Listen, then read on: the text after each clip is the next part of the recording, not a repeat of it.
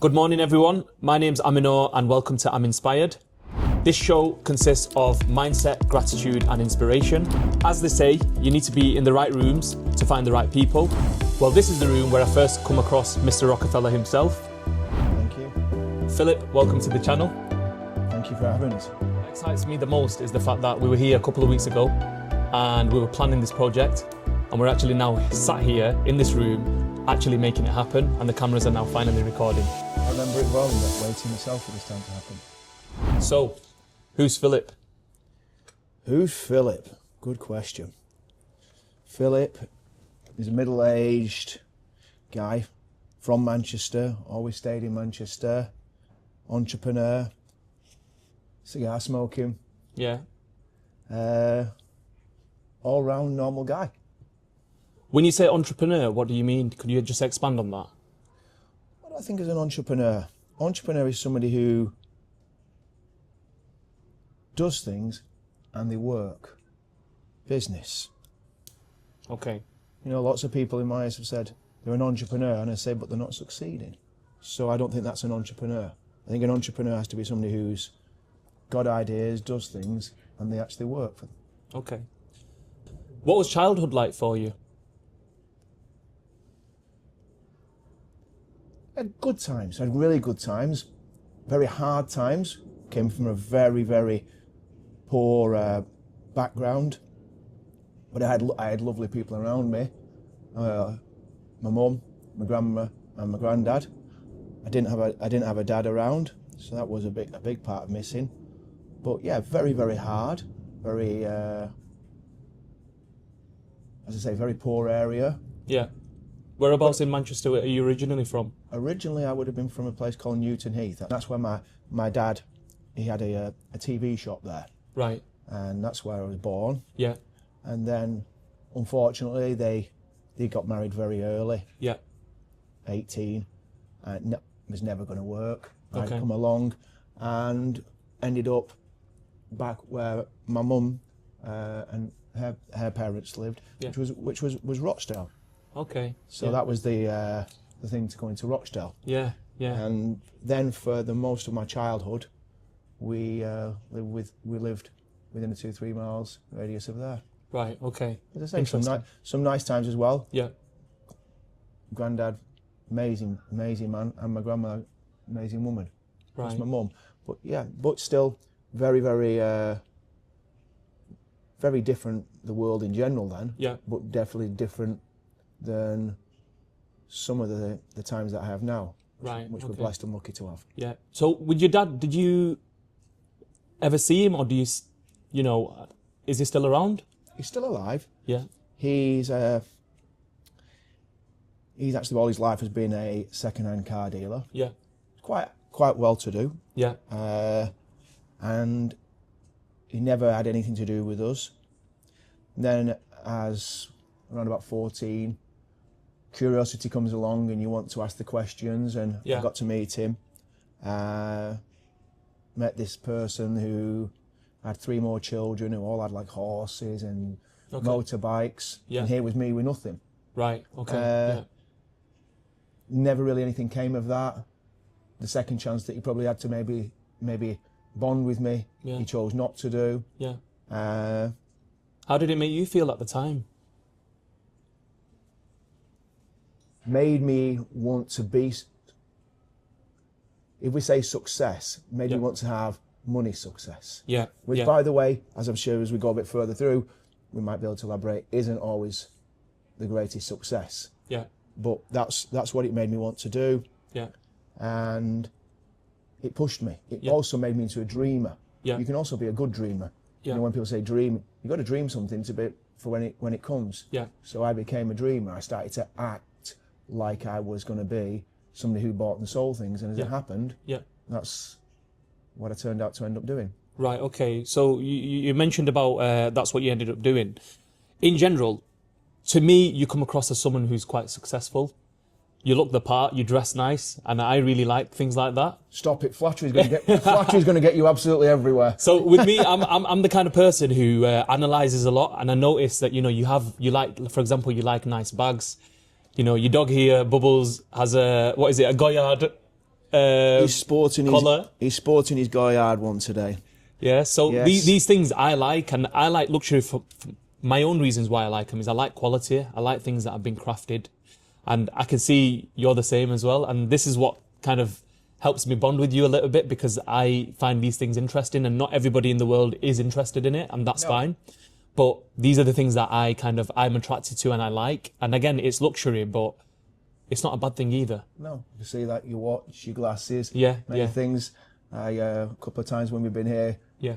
you've shared a cigar with me, and, Yeah. and vice versa. Yeah. They've always been quality that you wanted to share. Yeah, yeah, exactly that. So, what is it that you actually do, and how did you make, let's say, the majority of the money or your wealth? What do I do? Okay, so I've always owned a couple of businesses. Main one was always running around diamonds and watches. I then, 14 years ago, managed to turn that into being a branded store, Right. as you mentioned, called Rockefellers. Okay, yeah. But that's where you call me Mr. Rockefeller. I don't know. Yeah, yeah. So yeah, I actually got that name from when I was in Las Vegas with an older gentleman, Yeah. a little bit of a rogue, Yeah, Malcolm yeah. Friedman. Yeah. He's been in a few books over the years and etc. And he said the statement, "Who do you think you are, Mr. Rockefeller?" It wasn't aimed at me; it was a comment he was making. And then I asked and found out who that was, and Yeah. he was the first billionaire ever. Yeah, You yeah. know, 100 years ago. Yeah, yeah. So it just then when I came to open the store, I could never remember the name, and I remember exactly where I was when I phoned Malcolm and I said, "You mentioned such a thing." It was, "Who do you think you are?" And he turned around and said, "Rockefeller." Oh, wow. That was it, and that's where we came back on from with the name of the And store. how long ago was that? As in that I opened When the store. you decided the name for the store? That would have been about 14 years ago now. Yeah. I Wow. think we've been open 13 and a bit. Yes, about 14 years ago. Yeah. And you've always been in the same spot in Manchester?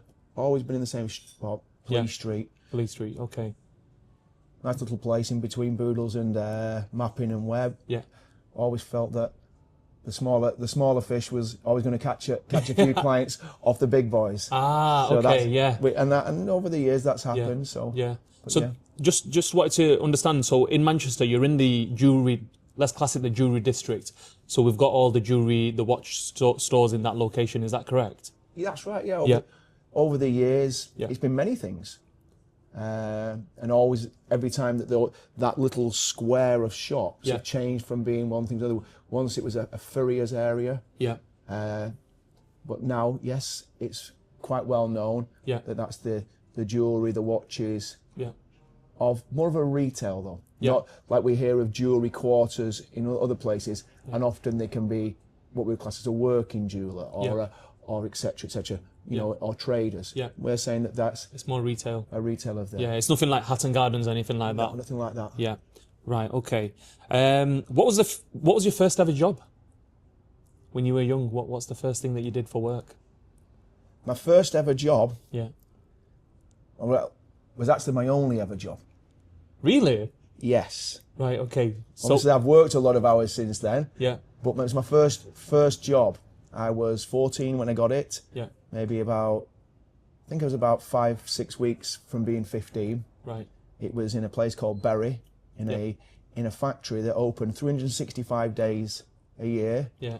24 hours a day, Wow. and it was making settees. Right, okay. And I got my first job in there. Mm. Had some very good times there. Learned some great lessons there. How did you find going to work, and what age were you at that time? I was, as I say, just short of being 15. I was 14 and then about 6 weeks later I'd have been, because I'd left school early then. Right. And as being born in August, Yeah. you was always the youngest in the year. Yeah, So I'd have been okay. 14 coming 15. Right, so you left school, went straight into work. Yep. Yeah. Remember the first time. Yeah. Mr. Muller. You know, sometimes I forget people's names. Yeah. And I think you'll find that in life. If someone's not making an impact on you, Yeah. you forget the name. Yeah. He was called Mr. Muller. Right. I remember okay. it. Yeah. He taught me a good lesson. Yeah.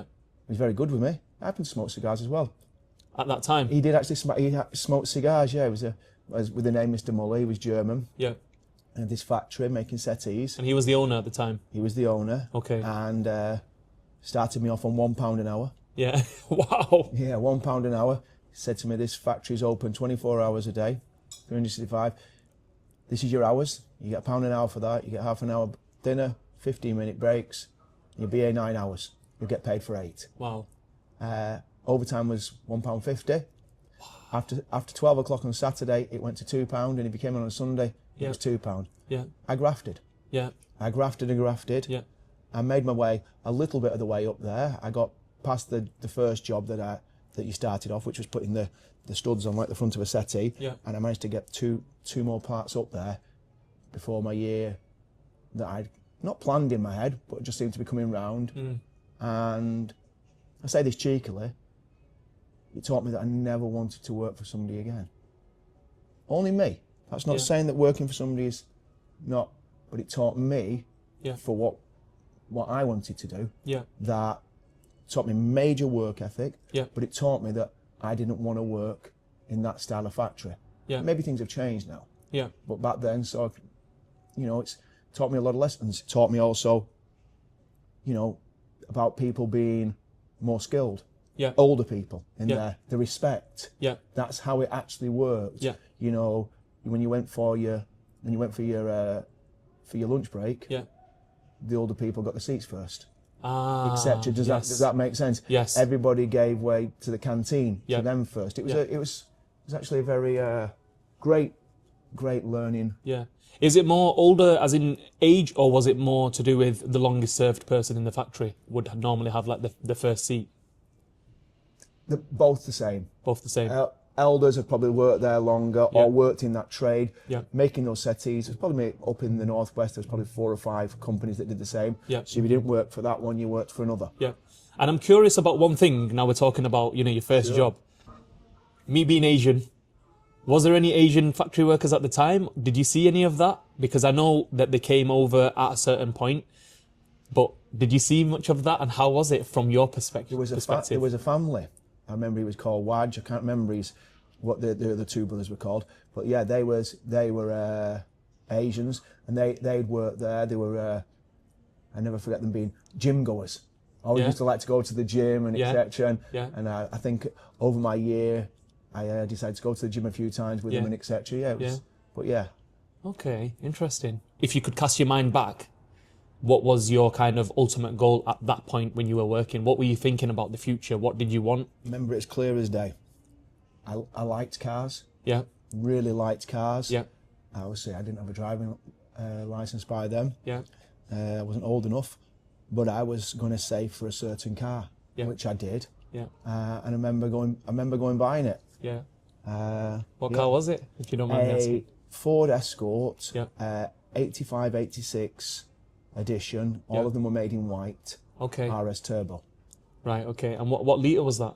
That would have been a 2-litre turbo. Petrol. Yes. Yeah. Right. Okay. Also, the only other one that was ever done came to light not about 5-6 years ago. I think it was. No, 2-3 years ago. They did a black one for Lady Diana. Right. Okay. I'll have to look into that. Yeah. If you look it up on auction, it made a fortune of money, and it's actually bought in the northwest. Wow. Wow. A person at auction bought it from the northwest. Yeah. Don't tell me you've got it. No. Although I still really, as nostalgia. Yeah. I really do still love that car. Right. He's in the white one. But yeah, that's what I saved up for. Yeah. And you went and purchased it? C171 CBU. Wow. That was the registration plate. Yeah. And how did that make you feel, purchasing something like that after saving up? I felt like I could walk on water. It was a start. It just was, Yeah. This was it. Everything that I would, all the hours, Yeah. which is again similar later on as you get further and further up the ladder of money. Yeah. I don't always say that's, as I say, that's not success, that's not happiness. Let's keep that as well for later.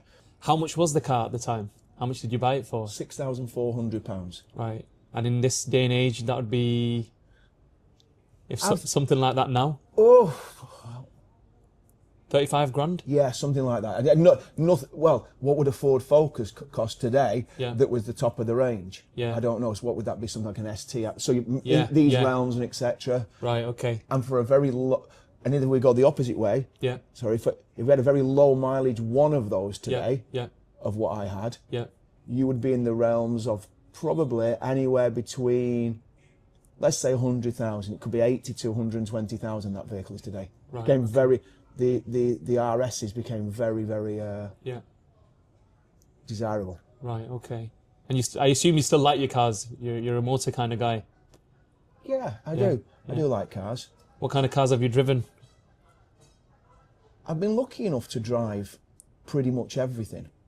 Right. And I've owned a good amount of those things as well. Yeah.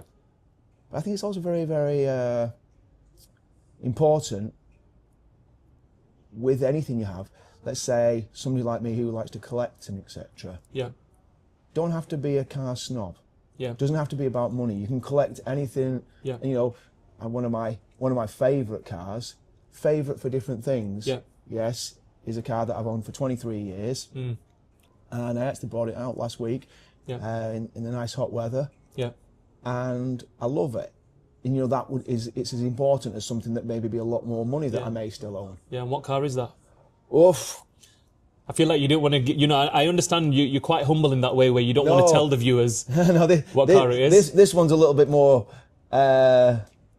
some people laugh until they know me, or somebody nudges them and says, no, that's Philip. Don't laugh at him, and you'll see him. It's actually the same colour as this, believe it or not, which is probably one of the reasons. It's a bright orange, 23-year-old Volkswagen Beetle convertible. Which I bought brand new. Wow. It goes away with the roof down, Yeah. and it'll never come down with the roof down. Right. That shocked you? Volkswagen. I wasn't expecting that. I thought you were going to say something like a Mustang or something. But a Beetle. That's quite interesting. Interesting. Yeah. Had it for 23 years from brand new. Yeah. Bought it when my wife got pregnant. Yeah. And I said that I'd keep it all the way through for the children to drive. Yeah. Yeah, I can see that smile. Yeah, you wouldn't want to drive it. Yeah, Yeah. I love it. My fiance, she won't drive it. Yeah, it's uber cool. But but I take it out. Yeah. And people actually, I took a builder friend of mine who went out with me last week for a cigar and a pint. Yeah. And we went out in that. Yeah. And he said, "Wow, I get the feeling I could go forever in this," which is what it was meant to do. Yeah. Yeah. I can imagine they're very strong cars as well. Yeah. From, back, how old is it? 23 years old. 23 years old. I can imagine it's been, and VW, again, as a car manufacturer, they build good quality cars. And that just shows the fact that it's still running and it's still going. Yeah. Obviously with maintenance and things like that, but... Yeah, and I think it's only done 35,000 miles. Right, okay, yeah. Just over 1,000 miles a year. Yeah, okay. How many cars do you have or own? Because I feel like that's not the only one you've got. I feel like there's more to it. We've got one or two. We have one or two, yeah. The reason being is I don't like to sell anything. Anything that I ever buy, I don't like to sell. I'm a bit funny like that. Yeah. I think that's a little bit of my characteristics, etc. Yeah. Maybe over the next weeks, months, maybe we might go out in a couple or something if when we're shooting and we can enjoy them. Right. No, that'll be interesting. It'll be interesting to see what you actually own and find out exactly why. Because everyone has a reason to why they own something. It'll be interesting to kind of delve deeper in understanding, what made you purchase a certain car or whatever it is. But no, that'll be good. We'll keep that for later. Excited and smile. Taking it, you're a car guy. I love cars. For me, I'll be honest, for me, I've always said it, I love cars, but I appreciate the people that have them. Nice cars, whatever it may be, Lamborghini, Ferrari, good engine car, BMW M3. But for me, I can't afford them just yet. That doesn't mean... The best part of that was the ending, just yet. Yeah, and the thing is, I know that I'm going to get them, but everything has a specific time in life, and my time will come. So I'm just patiently doing what I need to do and just waiting for that time to come. Cars played a big part of me remembering ages of things. Yeah. 1995 on an N registration. Right. N171 NJA. Yeah. I had a M3 convertible, the very first one that ever came out. That'd be pretty cool. Do you have 4 exhausts? Yes, it did. Yeah. Daytona Violet. Wow. Look at the colour with it. Again, that's another thing I need to look into. With a light grey. It looks quite old now. Yeah. And yeah. I don't feel it ever became nostalgic as the way it looked. It wasn't nothing like some of the other cars that can do. Yeah. Certain Golfs can do. Yeah. But that didn't. But yeah, I had one of those. Yeah. For me, why I love cars is I love engineering. Anything engineering, so planes, trains, bridges, mechanics, watches, anything like that. I'm fascinated. I'm intrigued. I find it very interesting how, the science behind it, how someone's managed to, even bond the metal together to be able to withstand the pressures, etc. And then, people buy these things. And for example, luxury cars specifically, you don't have to buy it, but, certain people want it. And I always say, for example, with the Audis, the RS models, Yes. you don't have to have it, but they've made it for a specific target market audience. And I feel like we're that kind of target market audience. And it's not because of anything, but the fact that we just want things. Are we saying crazy men?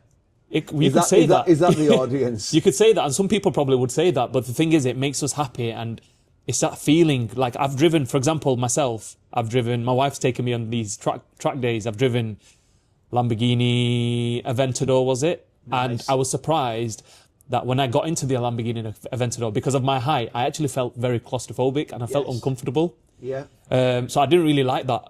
And I was surprised that I didn't like it. I didn't really like the drive, and I felt like the car was doing most of the drive. I drove, same track day, I drove a Nissan GT3 RS. Okay. That was very interesting. I like, again, coming to luxury, I like the way that everything feels luxurious, yet solid. And I remember the guy said to me, going around the bend, he said to me, give it more gas, give it more gas. Yeah. However, I used to drive a Vauxhall Astra at the time. So I'm kind of used to going around the bend quite slow and thinking, you know what, if I push this car, it's going to slip out of line. Sideways. Yeah, so with the GT3 RS, what I did was he kept telling me to put the gas down, and I wasn't doing it. I was quite hesitant. Went around the corner and he was kind of disappointed in me. Later on, when I got out of the car, he said, I'll show you something. And he went around the bend and it was at least 100 miles an hour. Yeah, that car's electronics and etc. The science. will move it. And I watched the car, the science kick in, and then I realised, it made me think, actually, you know what? It's been designed for that. It's been designed to be able to go around them corners or at them speeds. And that's why it's the Porsche GT3 RS, and that's why everybody wants it. Yeah, I hope there's not too many women watch this, because my joke of saying always actually is that with cars like that, you could get a blonde woman in there with a high heels on, and it'll perform the same as a very good bloke that can actually very much drive. But if we go into some of the other vehicles, I've one that I purchased. I like manual. Yeah. It'll. So you like to feel really connected to the car. I like to take away things. Yeah. I want to take away all the things that are going to help me. Yeah. And let's just find out if you can be the person that's going to get that round there. Right. Great car for doing that. Yeah. You familiar with the Porsche 911s? I know a little bit. I like so again, going back to a track day, I watched the cars go past. I saw a Ferrari go past, I saw a Lamborghini go past, and I saw a Porsche 911 Turbo go past, and the roar on the engine, it made me think, you know what, one day I want one, and it has to be the Turbo because of the loud. But again, though, the Turbo, the other thing with them is they've got better and better every single time they bring a new model out. Yeah. But for a driver person, they get worse because the car has taken over more. The machinery and the software is doing more of the work. Started to become German technology, but being done very much like some of the other vehicles that you said, like with the Audis and etc. Yeah. But you can still get a 911 that resembles very, very closely to a 911 from 86, 87, 88, where be prepared to what you call it, maybe need to change your underwear, because if you do something wrong in that, it's going to turn you the opposite way and make you look very, very, very, very foolish. To be honest, that answers my question now. I do see a lot of people with the older Porsches, and I feel like people tend to kind of respect them a lot more. And I think maybe you've just answered the question. It's because they're more kind of man versus machine. 100%. More than the machine doing everything. Yeah. Right, okay, that makes sense. I think when we talk about anything, motorbikes, people running, anything, as we've said, people got quicker at doing certain things. We've got to understand that everything that's around that person got better. I use a runner, his shoes, Yeah. the tarmac that he's running on, Yes. etc., etc. Yes. Even down to maybe the shorts, the training, the things that will be placed in. Yeah. And you can do the same with, you know, there's actually people say, well, look how fast he did that in that car. It was much slower than today. Yeah, but look what he had. His Yes. brakes weren't the same. Yeah. His tyres wouldn't have been the same. The suspension wasn't, etc. The steering, the whole thing. Yeah. So we wonder. Yeah. Sometimes those people, the best have already been, as in the drivers. Yes. On the track day, I drove a Lamborghini Aventador, I drove a Porsche GT3 RS, and I drove a Nissan GTR. Out of all three cars, guess which one I loved the most? The Nissan. The Nissan GTR, and I was surprised. The amount of fun that I felt connected to that car, and I got a lot out of it. Do you know what I mean? The satisfaction, that fun, that they're roaring machines, aren't they? Yeah. Have you ever driven one of them? I've not been lucky enough to drive one of those. I've actually driven a couple of Subarus that were, you know, coming from the same type of eras and etc. Yeah.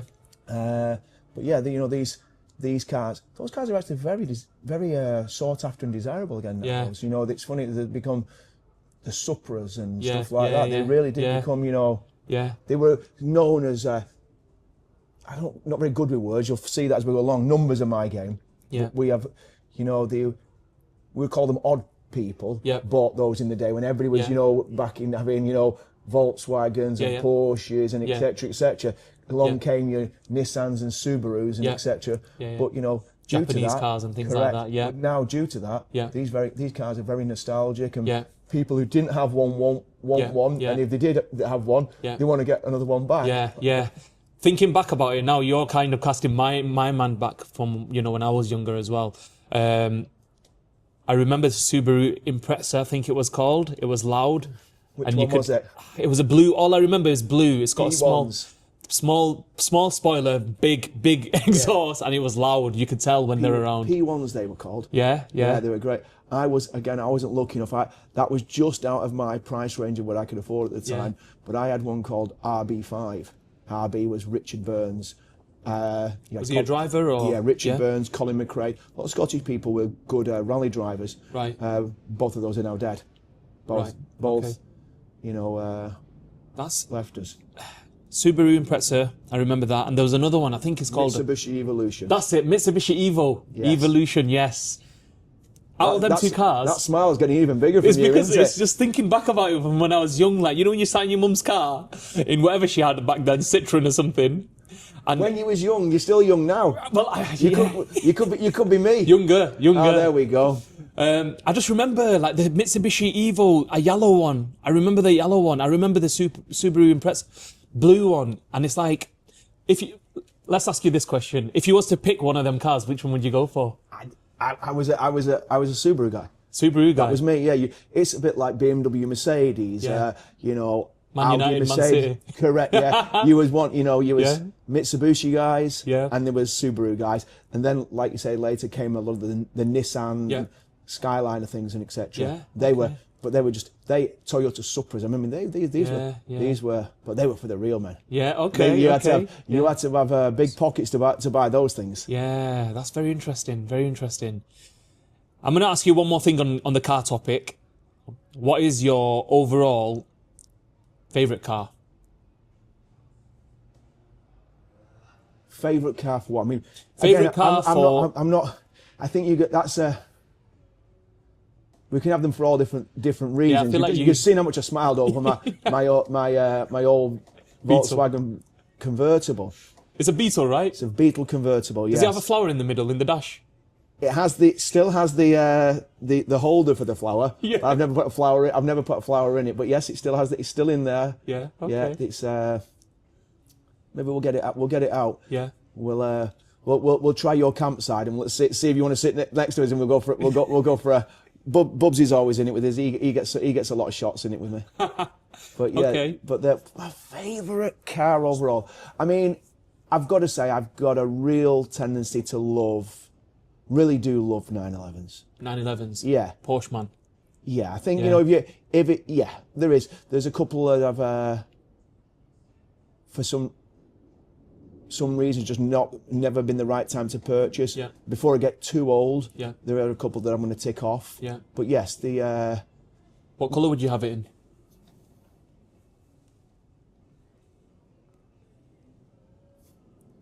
Depending again which one. My current one that I have a lightweight, Yeah. a complete race Rally Cup one, and that's in bright red. I think that's what it should be in. Wow. You know, I think that's Okay. what goes in that. Yeah. But if I went into some of the ones like I've just never got round to getting GT3 RS, so everything with the RS, not just the GT, the RSs. I think I mean, again, I do like them in red, but I'm a bit, I like.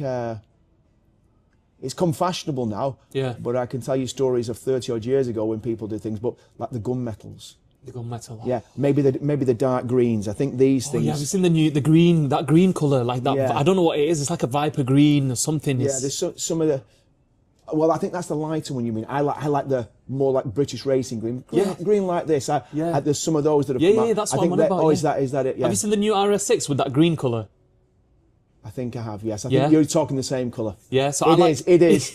Yeah. So I like the green. I really like the green. I like the purple, the dark purple. That's like the green as well, and I like the grey. Yeah, Those would be three up there. Yeah. Or I'd just go red again. Red. But I don't think I would. I like my red car. Yeah. It's not a car that I believe anytime soon. Yeah. As you can see. Yeah. I think I've had that. What, that 8 years. Wow. It's nice to see. It's nice to see that you purchase things and you really enjoy them for what they actually are. And to you, it doesn't matter what other people think. It's, it gives you the happiness. I spend a lot of time choosing these things, which is another thing going Yeah. on. Don't just go with, anything you do. So many people, that's why you keep on chasing Yeah. and never getting any kind of happiness with anything you've Yeah. had, because you just go and go and get it. Yeah. Spend your time. Yeah. Yeah. You spent a lot of time being able to afford this. Yeah. Now spend the time. Yeah. Go through the car configurator. Yeah. Back yeah. in my day, you used to I go used to do that. Well, back in my day, you used to go into the showroom and you used to get the book. And you could tick everything off and add it Yeah. up and try and figure out. Yeah. Now a computer does it for you. Yeah. I've done the car configurator. I'm always on Auto Trader, having a browse, having a look, like we used to with the Argos catalogs back in the days. The Argos catalogue, yeah. Go on Auto Trader, looking at different models. I save them in my saved list, and then before you know it, next time I go on, they're expired adverts because someone out there has purchased them. So then delete all expired adverts, start again. I'll add something here as you just said that, because something just came to, I remember earning some money once, just off something you said there. Yeah. You said the Argos catalogue. Because what we're about today is obviously having the fun we're doing, but also trying to, again, help me with words not being my thing, is help people, Inspire people. Inspire and people. looking for things. Yeah. Always got to be looking. You're going to need a little bit of luck. That's why looking, look, Yeah. these sound similar. You have to. Yes. Money and hard work do not come together. Yeah. You have to have some luck. Some sort of look. Because if we believe in that, Yeah. I'll show us some men Yeah. today. I'm sure we could go around breaking rocks near enough with a shovel, digging. That's hard work, Yeah. and they're not wealthy. Yeah. So the thing of hard work, coming, money and hard work, they don't come. But with the Argos, what happened is, on one of the gold booms, Yeah. which we're experiencing again now, on one of the gold booms, Yeah. Argos Yeah. was selling its gold. Its earrings, it was quite known for like all the earrings and bracelets and etc. Okay. Gold had moved that much in a quick period of time Yeah. that Argos didn't have chance to change their, The catalogue. the catalogue, Update it. yes, Yeah. and a bit like when you've seen somebody in the Tesco's when they've made a mistake and there's a load of bananas being sold for less than you can get a bottle of wine or whatever it is free. Yeah, You yeah. buy 400 bananas and it all Yeah. ends up free. We was going around everywhere Yeah. purchasing Yeah. from Argos. Yeah. Going in, there used to be one just around the corner from here actually in Ancoats. Yeah. And went in there, and I think they thought we had an insane fetish for things like earrings and chains, and we would go in and he bought everything, and then was able to go and take it Yeah. and scrap it. Yeah. Do you understand by when Yeah. you just literally, we call it throwing it in the pot in my industry. So is that where you would take it to melt like a it. jeweler, or you would do it yourself? Just have it. You would Melted. take it down to one of the places. Yeah. Often was always the one in Birmingham. Yeah. Take it down, and in gold going off weight. Yeah. They were selling it retail Yeah. because there was always a competitive place was Argos. Yeah. Yeah. But gold had moved, and we was buying. I mean, we're talking about. It was something like about 20 pence a gram. Yeah. So you buy something for 4 grams. Yeah. Yes, you made 80 pence. Yeah. Okay. But we was going in and buying and buying and buying, and was That was one of our One of the things that you used to do. yeah, for a short period of time, always looking Yeah. for things whilst trying to keep your eye on the big thing, Yeah. but remembering that other things do help add up. Right. So let me understand this. Obviously, we've spoken about a few different topics. So early years, you realize that, your dad's not around as much. You saw that, he's providing others with a lot. Something inside you told you that, you know what, you need to put the effort in, you need to put the hard work in, and you need to go out there into the world and go get whatever you wish. Go find some luck. Go find some Be in luck. the right place. Because that's what we're all saying about luck. People say, oh no, luck's luck. No, Yeah. you've got to be out there Yeah. in the area, in the place to find some and make yourself stand out. I've got many stories. Yes, this is very interesting. I've lived a colourful life. Yeah. Which then goes on to there. I remember being out in America. Yeah. When we say colourful, we can laugh actually saying that. Still Yeah. own them. Yeah. I had a pair of bright yellow Yeah. and a bright orange pair of Moschino jeans. Right, okay, yeah. And I was walking a show with 3,000 people in and I was asking for a certain product. Yeah. And somebody on the second day Yeah. had said to somebody, hey, there's a guy walking around, blah, blah, blah. Yeah. He's looking for this certain product. Yeah. And he called me over. So I'd made my own look. Yeah. I looked Yeah. different. I've always kind of liked clothes. Yeah. And as I say, I've still kept them. Yeah. They I believe they made me a pretty penny. Yeah. And started to get me on my feet. Yeah, got you. So you've always wanted to be different. Yeah. So Different, which you wanna then stand goes, out. If I think what I'm saying sounds correct. Yeah. You've got to make your own look as well. Yeah. You've got to be in it. Yeah. So luck is something that you need to go and find. You can't. It's not just going to come out You're of going to nowhere. hear me say that many, many times Yeah. over the next weeks and etc. If you'll have me ever again. Yeah. And that is that luck. But there's a difference between sitting there and saying, well, luck's going to come and find me. It's not. So we need some hard work. Yeah. We need to be thinking outside the box. Yeah. Dreaming. Yeah. So that when the opportunity comes, Yeah. if you've dreamt it, you go, hey, hold on. That's it. This is my opportunity. This is it. I've dreamt that. This is Yeah. what happened next when I got this. Yeah. This was in my dream. Yeah. Not Yeah. necessarily a dream when we're asleep. Yeah. I'm saying when we are kind of daydreaming. Yeah. Yeah. I get that. Yeah. I think we could use, because you'll see this with me, I jump all over the show with things. But if we use the two brothers that actually made the first aeroplane, Yeah. they were known as a couple of little dreamers. Yeah. I think there was something like, not holding exactly to it, but they were all from a university and everybody was going this way and they just kept going on. Their own way. Yeah. And people were laughing there at them. were a couple Yeah. of dreamers. Yeah. Oh, the little pair of daydreamers. Yeah. But there wasn't. And every time that they failed, Yeah. as it said, it wasn't, because the plane had gone a little bit further. Yeah. So, Yes. does that make sense? So Yes. you've got to dream it. They had dreamt Yeah. of making a plane eventually that could fly over the Atlantic to a Yes. place we couldn't get to, Yeah. Yeah. No, I get that. apart from going on a ship. Yeah. Completely get that. And although it wasn't, I don't believe from my knowledge, was them that took it all the way over, but Yeah. they more than helped it get going. And Yeah. they was known, if you look it up, as a couple of little pair of daydreamers. Yeah. So what I've understood from what you've just said is, with luck, you need to go out and find it yourself. If you want to do something, you're the one who needs to get moving. You need to, manifest it. You need to think it. You need to push yourself, again, to be in the right rooms, the right places. Yeah. And that's what you call luck. When people class it as luck, or that person is from luck, it's because they've gone out of their way to do something, to be able to achieve something. Me coming here. Yeah. Yeah. And other men coming here that we're seeing. Always a conversation going on when we got here. Yeah. I was lucky enough to meet you here. It's crazy. It's absolutely crazy. And whilst you mentioned that, I remember sitting with my mate over there, and you know what? I've not mentioned this to you, right? But you've got some sort of aura to you, and I'm someone who goes off energy. Yeah. You were sat here, your wife was sat here, your son was sat here, you guys were doing your thing, I was sat over there, and there was some sort of energy, and I was saying to my mate, I was like, I know this person. But the truth is, I didn't know you back then.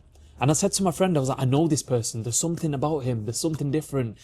And when you see on movies, on cartoons where they open a box and there's a diamond in it, and the way they show the diamond, it's like, there's like an effect. Yes, yes. You had that effect. I felt like you had some sort of that. I'm trying to explain that energy. I know what you're saying, yeah. And it has been said to me quite a few times. I think, believe it or not, was it not what your friend that I met when he was here last time, and I'd met them the time before with his with his wife. With his wife, yes. She did mention. And I think she said something to you. Said, again. I mean, some parts of that we wouldn't call it an act. No, it's not an act. It's an aura. But we are having to act it out. Yeah. You know, let it come out and be that way. Yeah. You know, it's. I think it's energy, and I think that kind of energy, you can't hide it. And if you're not a nice person, that energy won't shine like that. No, yeah. Do you know what I mean? I feel like you've got to do things in your, again, me coming from like a religious kind of point of view as well, being Muslim, the things that we do behind closed doors, for example, giving to charity, etc. These are the things that allow us to shine. Yeah. And I feel like, you had that energy to you at the time, and I was like, even though I was with my mate, I'm just doing my thing. I was like, no, I need to speak. I need to find out who this person is. And it was just such a coincidence. I mean, I love watches, and it was just such a coincidence at the time where I asked you, I was like, I've recognized you, you know, what is it that you do? And you mentioned straight away, you said to me, you said, do you like watches? And honestly, my smile at that point, I was like, oh my God, this is a watchman I'm speaking to. Little does he know how much I like watches and how much passion I have for them. You know, watching YouTube videos. It's still nice to see that, because in that industry, which we know was one of the industries that I was in, it changed. Lots of people became, it was, what's it worth? What's, you know, even we all, as men and women as well, we like to flex sometimes with things. That's, you know, even possibly show off things. Yeah, but the thing is, one thing I want to show the world as well is the fact that this showing off that you mentioned, it's not a bad thing. It's just, as a human being, we work hard, we earn, we then wish to spend money on whatever it is. It could be this water bottle here. And we're proud of it. We're proud of it. We enjoy it. And certain people, a luxury is something that not everybody can have. Yeah. That's the term of it. And it's not a bad thing that not everyone can have it. And it makes you feel good. And if it makes you happy, the way I see it is, okay, I've worked hard. This bottle's £10,000 as an example. I've purchased this. This makes me feel good, makes me feel happy. Now I wear that. Yeah, it is showing off, but at the same time, I've done it for myself. I've put them hours in and I've earned it. Because I'm feeling good, my energy is going to be better towards the world, towards others. And it's nothing to do with the fact that other people know that I've got the bottle, but it's just, for example, with watches, let's just say, I don't have to show anyone that I've got a specific watch on. As long as it's under my cuff and I know I'm wearing it, of course, it makes me happy. Yeah. And that happiness, I give it off to others. And people like, you know, he's a great guy, whatever, you know, he's smiling, etc. But little do they know, in my head, I'm happy because I've earned something and I feel good wearing it. It's not always about needing to show it off. No, of course not. I think, as I say, I was saying it's part of it. Yeah. I'd like to just call back a little bit there. I didn't stop you because I love when you're talking as well. And I like to listen. Every day's a learning day. Listen to you as well. You said that not everybody can get these things. Yeah. I'd just like to say out there, because again, going back to, we're saying what ultimately, you know, these casts, these shows, whatever, again, are about. I'd like to say, I think everybody can. Everybody 100%. Can. Maybe we just can't afford it, is what you're saying right now at the time. But I believe that everybody has the ability to. Yes.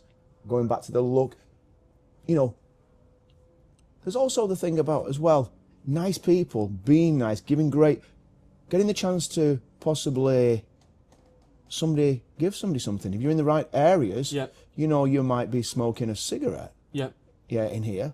Or having a hot chocolate or whatever, and somebody saying to somebody, would you like a cigar? Yeah. That's a nice thing. Many people have given me many nice things. I was given a cigar in here that I completely hands up tell you, no time soon am I going to be going buying one. Yeah. It was a gentleman who had heard of me through a friend of mine. And I think it was Bubby that they recognised. As the only dog the only dog that's allowed in Dakota, which was there's a little story to that about what do you take in life sometimes. You know, not when somebody offers, don't always have to take it. But he gave me a cigar. Yes.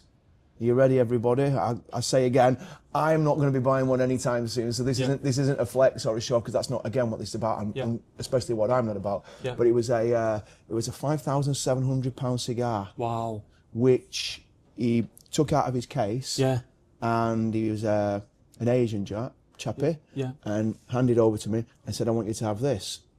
Just I as a was gift. like, yeah. He said, I like your hat. Yeah, I was looking around. I said, "Do you want my dog? Do you want, what can I give you back?" Yeah, and I said, "You like my hat?" Yeah. And he said, "Oh, my head's a lot bigger than yours." I said, "Oh no, I said my head's quite large." Yeah. Yeah, and he put it on. It didn't, but I've since it's not even inexpensive. It is and it isn't. Yeah. Yeah, it's £105, which is expensive, but not versus what. But I've had the hat made for him in the largest size known, and the next time I see him, I'm gonna give it to him. But he gave me. So again, what my point there is by just being around, I still own that cigar. Yeah. I will smoke it. I don't know when. Yeah. So you kept it. You've held on to it. I've held on to it. I'd like You're a collector. I mean, I'm a collector. I don't know how I'm going to collect any more of those unless there's more nice Asian people that want to give me things like that. But I mean, something like that for me would possibly be either two things. Yeah. Maybe I might give it away someday. Yeah. I'd like to think that I could possibly do that. Yeah. Or something that comes into my head as we're sitting here, just being like we do. I know we're filming, but we chat when we're not. We chat when we're not filming. Yeah, we're just talking. Son's wedding, one of my son's weddings, maybe. Yeah. Lovely time to bring that. So I'll have the ability to one day be able to smoke that through somebody giving it to me. So what we've just discussed then is literally just energy, isn't it? Really, it's the good energy. So someone's given you that. It's just passing on that good energy. And why would they've given that to you? Because they like your energy. Yeah. And to be honest, that's what life's about. Not everybody understands that. And you know what? It's taking me time, but as I'm, maturing, I'm slowly, understanding that it is all simply, it's all about the energy. It's the energy you put into the world. Well, there is, and there's. Let's try this. We were just trying to maybe for the tense purposes of today. Yeah. Is same. I mean, I could. What you'll do and how and etc. This just literally came into my head as we were saying this. Yeah. I was here one day. I was in the bar with my fiance. Okay. And I own the backgammon boards in here. Yeah. I love backgammon. The lady mentioned, Felix mentioned. Ah, right, okay. Yeah, So I made some backgammon boards for here that I like. So it's something nice I like to do. Saves me lugging it under my arm every time I get wet anyway. So I made some for here. Yeah. And the area manager came up to me Yeah. and was sat there. He said, they just told me you're the gentleman that supplied the boards. He said, I'd just like to thank you very much. Yeah. I said, oh, no, thank you. Thanks. Some people won't allow you, so thanks for letting me put it in. He went, no. He went, please. He said, let me give you something back. He said, can I get you and your fiancée a bottle of champagne? Yeah. There's a bit of a thing to this. It's just coming to my head as we was doing it. I said, oh no, thank you very much. No. He said, well, could I offer you a meal? So what I'm getting to is sometimes I wasn't taking because I just wasn't. Yeah. He said, well, there must be something I can do for you. Yeah. I said, well, as it happens, my little dog's outside in the car. Yeah. Yeah, he's fine. The windows are down, don't worry. But he's basking in the sun in the car. Yeah. But is there any chance he could come in? Whilst we went, no problem. He went, oh wow. This is a complete no dog hotel. Yeah. Okay, they did mention that to be honest. No dog hotel. Yeah. And he said to me, bring him in. Yeah. I said, fantastic. Thank you so much. Yeah. And when I came back in, he was talking to me. He said, listen, I'm just going to go one step further. So I'm just going to go up to the front desk. Yeah. He said, I'm just going to put a little note there. Yeah. And say that, what's he called? Bubbles. Yeah. AKA Bubbles, Bubby. Yeah. Yeah. He's now welcome anytime you want. So this makes sense. Well, I was going to ask you this question, but to be honest, it makes sense. So that was the reason why Bubbles is allowed in. It is. To the hotel. That's why he's here here on the days that I come. Yeah. But if we now look at that, this is something I'd just like to add for people who are hopefully watching and enjoying this. Yeah. I refused some champagne. Yeah. I refused a meal. Yeah. Yes. Very nice. Yeah. It was not my time to. I've had many bottles of champagne bought. Yeah. Yeah, many meals which I felt relevant were good to take at the time. Yeah. But he brought him in. If we now fast forward 6, 8 weeks later, 10 weeks, 12 weeks, whatever it was, I'm in here. I come here because Bubby's allowed to come. Yeah. Right, yeah? And I meet the Chinese person. Yeah. So we kind of see, I don't know where that was going, but even stand. Yeah. By giving some backgammon boards, by them refusing, saying thank you very much, but no, it was just nice, he was acknowledging me. Yeah. I got something completely different which then was that satisfied your needs as well at the same time. Lifelong for Bubby to come in. Yeah. And I meet a gentleman who ends up giving me a £5,700 cigar. Again, which I would never have got. So in a kind of way, that's not quite making your own luck, but that's making your own destiny. Yeah, and it's You the know, energy. Again, coming back to it, it's the energy that you put in. And when you put your good energy into the world, let's say, you're not expecting anything from it. But things happen. Things just happen in a certain way. Because you're putting that good energy in, you get something out of it. And that's just the way it is. Removing religion, let's imagine we don't believe in anything. And just thinking as human beings, we exist. Right. It's just about energy. And exactly what you just said, it's just about energy. Again, I don't know what you believe in. It might be worth asking you. Do you believe in God? So, I don't, but I'm also very aware of saying I'm not, correct me if my grammar's wrong here, I'm not an atheist. I believe if somebody corrects us wrong, please type in if that is wrong, and it is. I don't mean to offend anybody if I have made a mistake, but I think it is called an atheist who doesn't believe in anything. Yeah. I'm not one of those. So do you believe not there's anything wrong with that. I'm saying when I say one of those, I'm saying I'm not an atheist. Yeah. I just don't have something. But I believe there's got to be something, and I also completely respect people having something to believe in. Yeah. Because we all have to have something to believe in. Yes. So does that make sense? No, that makes sense. So my answer to the question is no, I'm not a religious person. No. But there's got to be something. Yeah. So is there some sort of is it like more energy, or is it more like higher power, do you think? Or is it just energy? Or is it like, as they say, karma? So, karma, as they say, karma's a bee. I think it's just people having something to believe in. Yeah. And then you could take that to say praying or whatever. And as I say, I don't know anything about that, so it's not something I can talk. Not that I'd like to learn to know more about it. I actually learned something. There was some gentlemen here, 3 young Asian lads that started chatting to me. I now currently see them quite a lot, or should I say they see me. They took my phone and they're always saying to me, "Oh, I've just seen you, you've just gone past. Wow, you look uber cool. I'm going to be you one day." I think I know which lads it is. I have seen him here a few times. And so it's sharing, and I've listened to what they were saying, and and very important thing as well, listening. 100%. Not always speaking, unfortunately, which I'm doing a bit more of. To be honest, one of my weaknesses, when they ask you in interviews, what's your weakness? My weakness is interrupting people. And I've always found it quite hard and difficult to listen to someone. Okay. So I don't know how this is coming out at the moment, but I'm trying more to listen. But the thing is, I'm actually very engaged in what you're talking about. Because again, when I first met you, I told you, don't tell me anything, because I'm intrigued in who you are. But I want to actually learn whilst the camera's rolling. One thing I want to move on to is cigars. Oof. What is your relationship with... Where did we go then? It's just, you know what? You're smoking it, and I'm like, okay, this is interesting. We're in a cigar lounge. This is where I met you, and it's like, what is it? I've heard there's a cigar shop in Manchester, Aston's, I think it's called. Yeah, lovely people. Yeah, there's a gentleman in there called Nathan. The owner is Mike. Yeah, so I pop in every now and then, have a conversation with them. Yeah. And I spoke about you once, and then they were like, speaking highly of you, and they're like, listen, this guy eats cigars for breakfast. Yeah, that was the introduction from when, the gentleman I talked about who gave me the cigar, he had spoken to them over some time. I mean, again, he's in a small world, I was going around things. Yeah. Cigars, I actually chose today when I was coming, but I brought a couple of Churchills. Yeah. All brands do a Churchill, but I brought a couple which I've lit a Churchill. I felt it was relevant to being in a smoking bar today. Yeah. It wouldn't be my favourite cigar. Yeah. I'm really enjoying it. I'm enjoying this whilst talking. Yeah. But I felt you was going to maybe get to there was a reason we was in a cigar bar. So I thought I'd have a little bit of some kind of reason to having a cigar. They actually say that, do you know much about Churchill himself? I'm aware he used to obviously... He kind of took the role in, managing the war between Hitler and everything. Very, very good thing. Yeah. Lots of people say, when you say who was the manager, who was the Prime Minister at the time. Well, actually, when the war broke out, it wasn't Churchill. This is why I didn't say it, because I felt like I was going to be wrong if I said it. No, listen, we've got to learn. Yeah. Churchill wasn't. Churchill had gone out of power. Yeah. And the gentleman who was in power at the time went to see the king. The king actually didn't get on with Churchill neither. Right. Yeah. But he went there and said, we're going into war.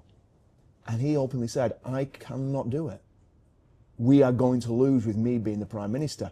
Right. The king said to him, who in your party do you want then? Yeah. Yeah. And he went, it's not in my party. Right. And he went, what then? Which is this unheard thing we know today of Conservative, Labour, etc., etc. And Churchill was happened to be Conservative. Yeah. And he said, it's Winston Churchill. We need him here. Yeah. The king was very surprised. The king didn't have a great relationship with him. Yeah. And there was no time for an election. Yeah. Yeah.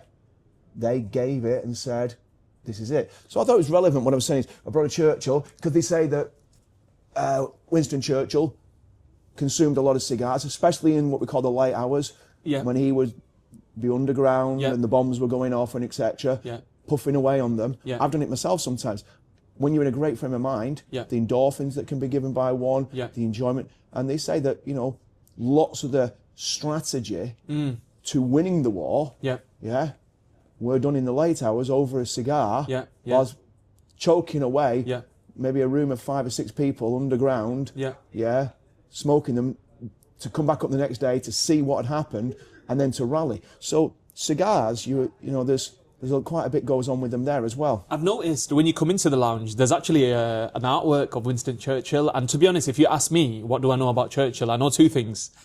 I know he used to smoke a lot of cigars, and he obviously he had a big involvement and a say in regards to the war. Again, I don't want to go into too much history because I don't know as much, and maybe the things that I know might be incorrect. I remember you were telling me a story about Churchill coming to Manchester on King Street or something like that. Yeah. You seem to know quite a bit about Churchill.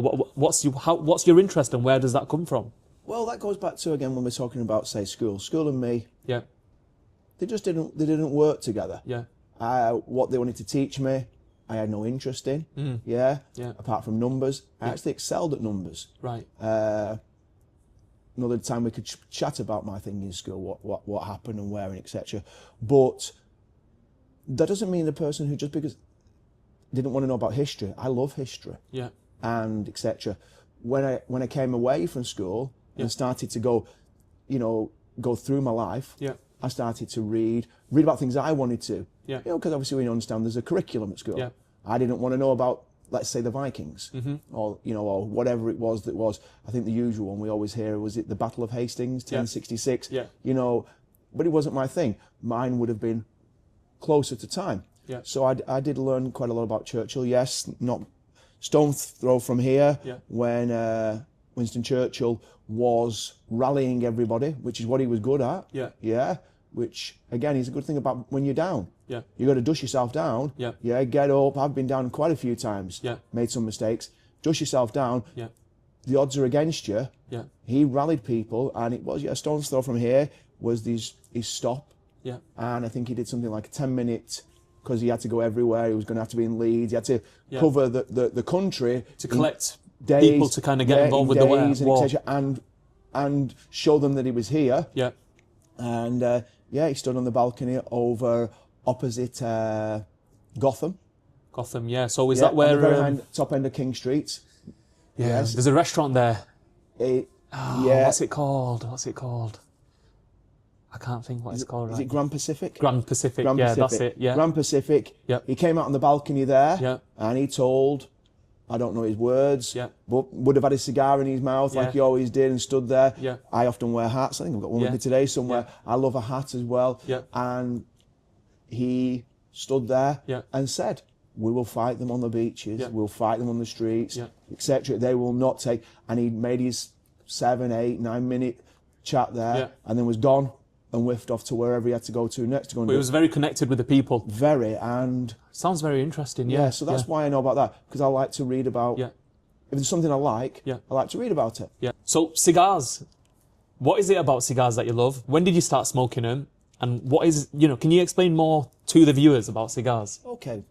Cigars have probably been a big part of my life for the last 5 years. Okay. Always looked at them. Never smoked a cigarette in my life. Yeah. Not casting anybody for doing, but a cigar. What was it? There was this. If we can say something, I mean, we eat money, we drink money, we spend money. From a again, my words hopefully the right. A kudos. Yeah. Of being, because it's all ways of getting rid of it, but I kind of like it. We're burning money. kind of gives it, makes you laugh, you know. Yeah, and I I hope nobody sees that as being wrong what we're saying. But we're burning money whilst enjoying it. Yep. It's just the ultimate way of saying it. Yeah, as I said, makes you happy. We can, we talk about the endorphins. What could I say to you about a cigar? It's the final thing between people.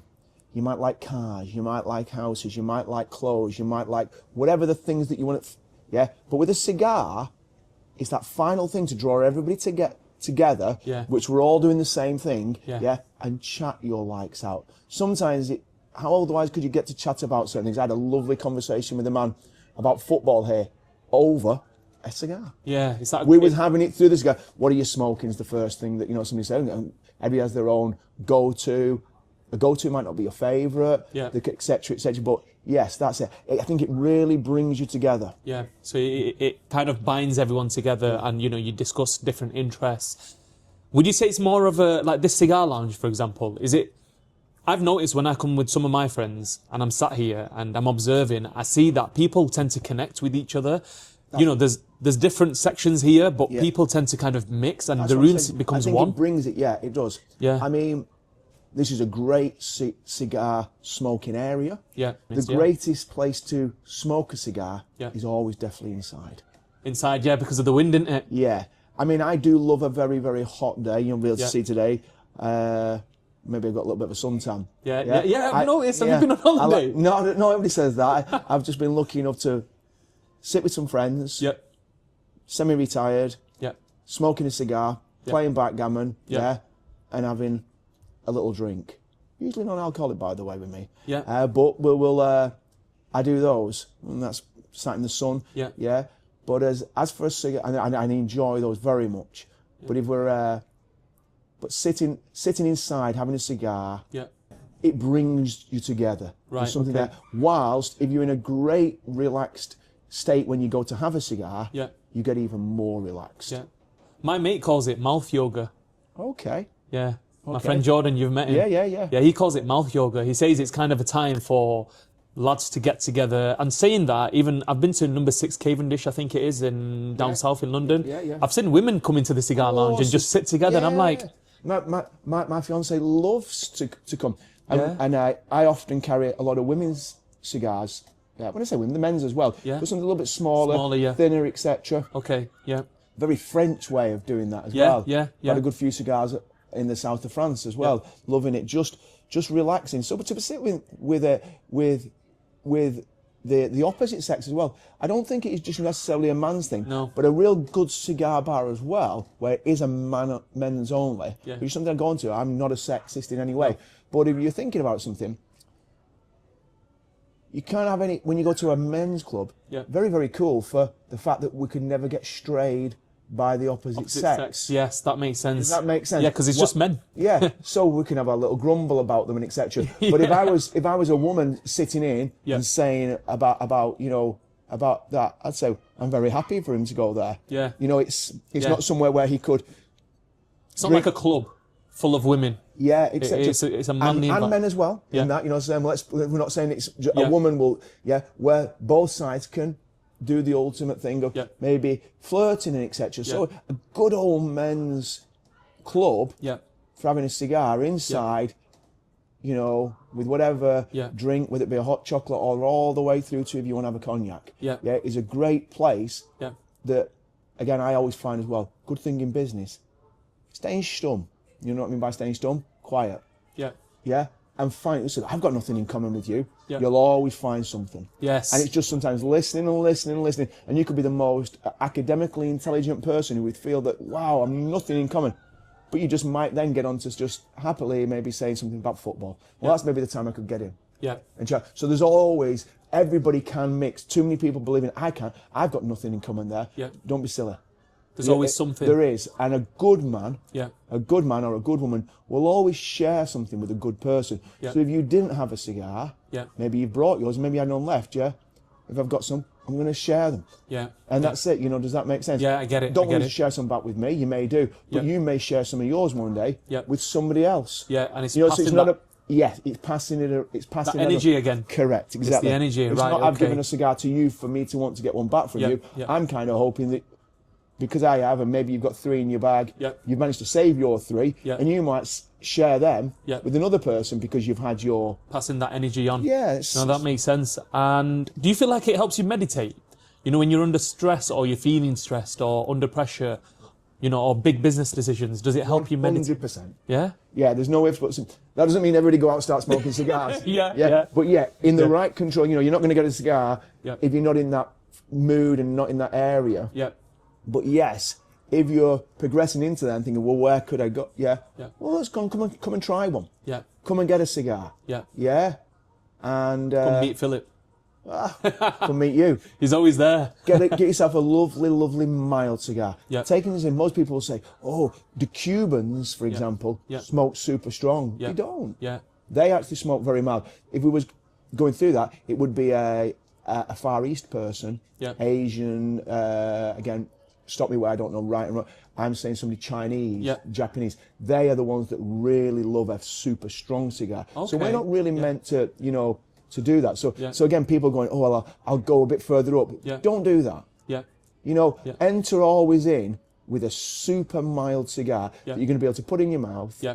You're not inhaling it, but you're going to be able to, don't feel green. Yeah. Because some people say, oh, we'll go, I'd say, well, I'm never smoking another cigar.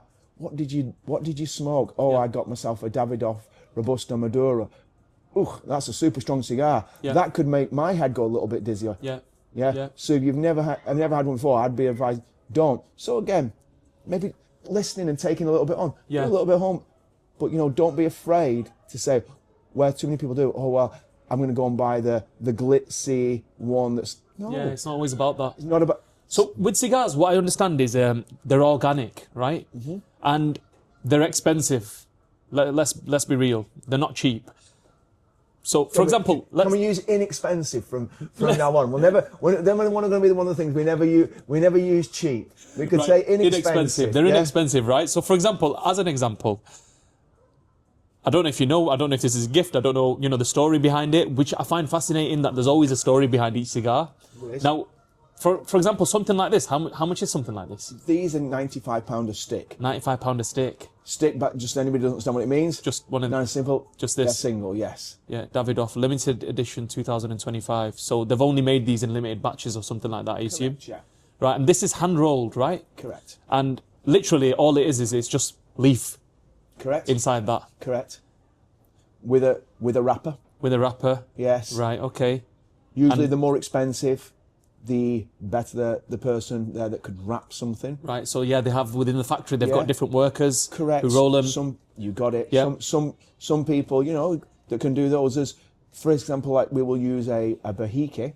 Yeah, I've heard of that, Bahike, yeah. The way that's done, twisted at the top and etc. Yeah. You might find only one person in a factory, two, that are capable of doing that. And a bit like doing anything, you become better and better, and you right. go higher up the. Yeah. You know. So yeah. Yeah, for me, I can be quite obsessive when it comes to research, looking into things. Cigars was a thing that my mate started, you know, talking to me about, etc. And it was like, come along.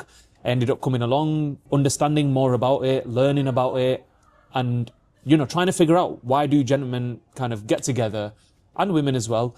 Why do they get together, and how come, you know, there's people who go out clubbing, etc. But then there's others as well who just want to sit down, just relax, kind of connect with the cigar, and like I say, Jordan says, mouth yoga, just relaxing, and just the conversations that come out of it just baffles me. And like when I go back home, I'm looking into it, like, you know, there's two different kind of cigars based on what I've understood from the research. There's like Nicaraguan and there's Cuban.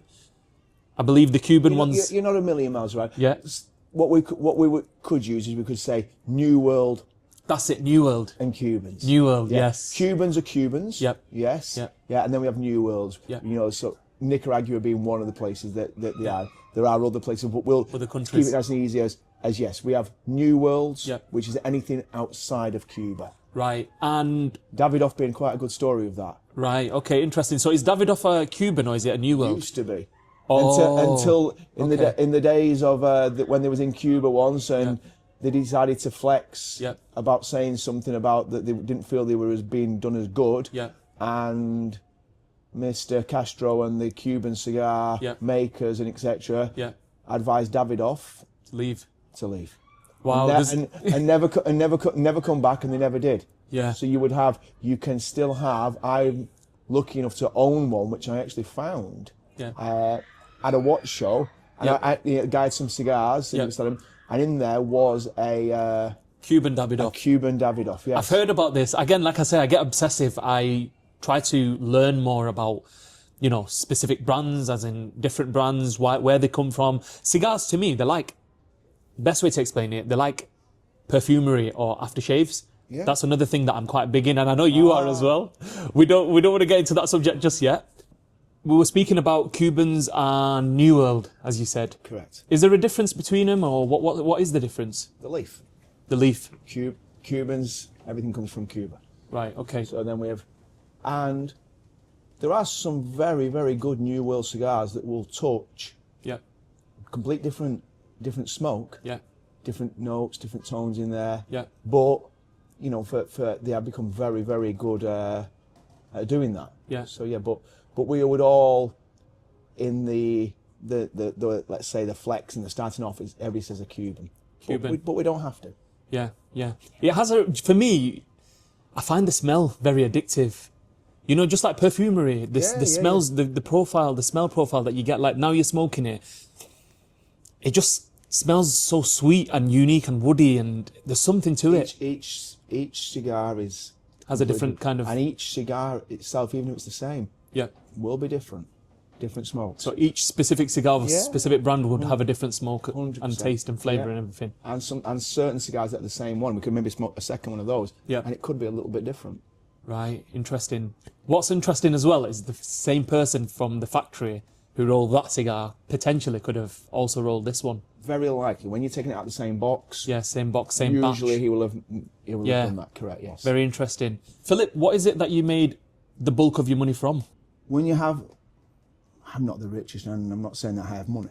But if we say that we have money, and then what made money? Money will come to money. And the easiest way to do that is what we would say the bank's doing, etc. And that is lending money out. Right. So which is one of my things. My ultimate thing of lending money out is we like to lend to people who are doing something with it. Of course, they pay, they're paying for that to be done. We can lend money very quickly. Right. But when we lend money, we don't just like it to be where we're going to be the only winners from it, as in making. So it's nice to be able to see somebody who will borrow money from us, who's maybe finishing a house project. Right. That they're about to finish, or maybe they have a cash flow problem from a great business. Because some great businesses, it's the reason why they'll fail can be cash flow. Right. You could buy something for this and sell it for that, but with the cash flow, so that's something that we do. Right. So what I understand is you lend money to people or businesses. Businesses, really. Mainly businesses. We like to do to businesses because the lending of money to people who need money where it's just for their everyday life can often be, you're not really helping somebody there. Yeah, because they're most likely they won't be able to afford to pay it back, etc. And never getting out of there, and then we'll lose whatever asset it is. So you're doing it in an ethical way. We like to, we like to think so. Right, and it's to businesses where do you kind of look at the business, analyze the business before you give the money to them? Or is it based off trust or? But by actual law, an FCA as it's called, is you do have to look. You have to look that the person's is really going to try to do something with it. There's a reason. We don't have to by law do that, but we like as family lenders. That's what we like to do. We like to lend it to somebody, and often when they've paid everything back, I've been given many nice gifts. So after having made money as well, yes, and they've given us, say, a part of their profits in interest, but they've also made money. So it's got them across the line. Right. And as I say, I've had many gifts from. I've had some Christian Louboutin shoes, all the way to champagnes, to cigars, to everything. So just for helping someone to be able to borrow that money to be able to do whatever project. Even after as I say, we will make money from that. Yes, but it's nice when the person says, "You know what? Thank you so much, Philip. You know what? Without you, we couldn't have got that." the banks were maybe coming in on them, or Yeah. they'd run out of cash flow and etc. So what I've understood about what you do is you basically lend businesses money for them to be able to maybe get the business continue to move forward, to be able to expand. Correct. Yes, you make interest from that money. However, what you do is you kind of look at it, how are you kind of helping that business? Instead of thinking, you know what, they're gonna fail. Exactly. We don't like to go into companies where it's a failure. Failure. So you're looking at where, you know what, how can we help this business? Yes. Borrow the money from us. And most people that will use somebody like us Yeah. has got that mindset as well. It's somebody who's saying, I need X Yeah. just to get over the line. Yeah. Yes, it will have taken some of the profits out of what we was doing, but for whatever reason, maybe it was overspend on whatever they was doing, it needed extra, Yeah.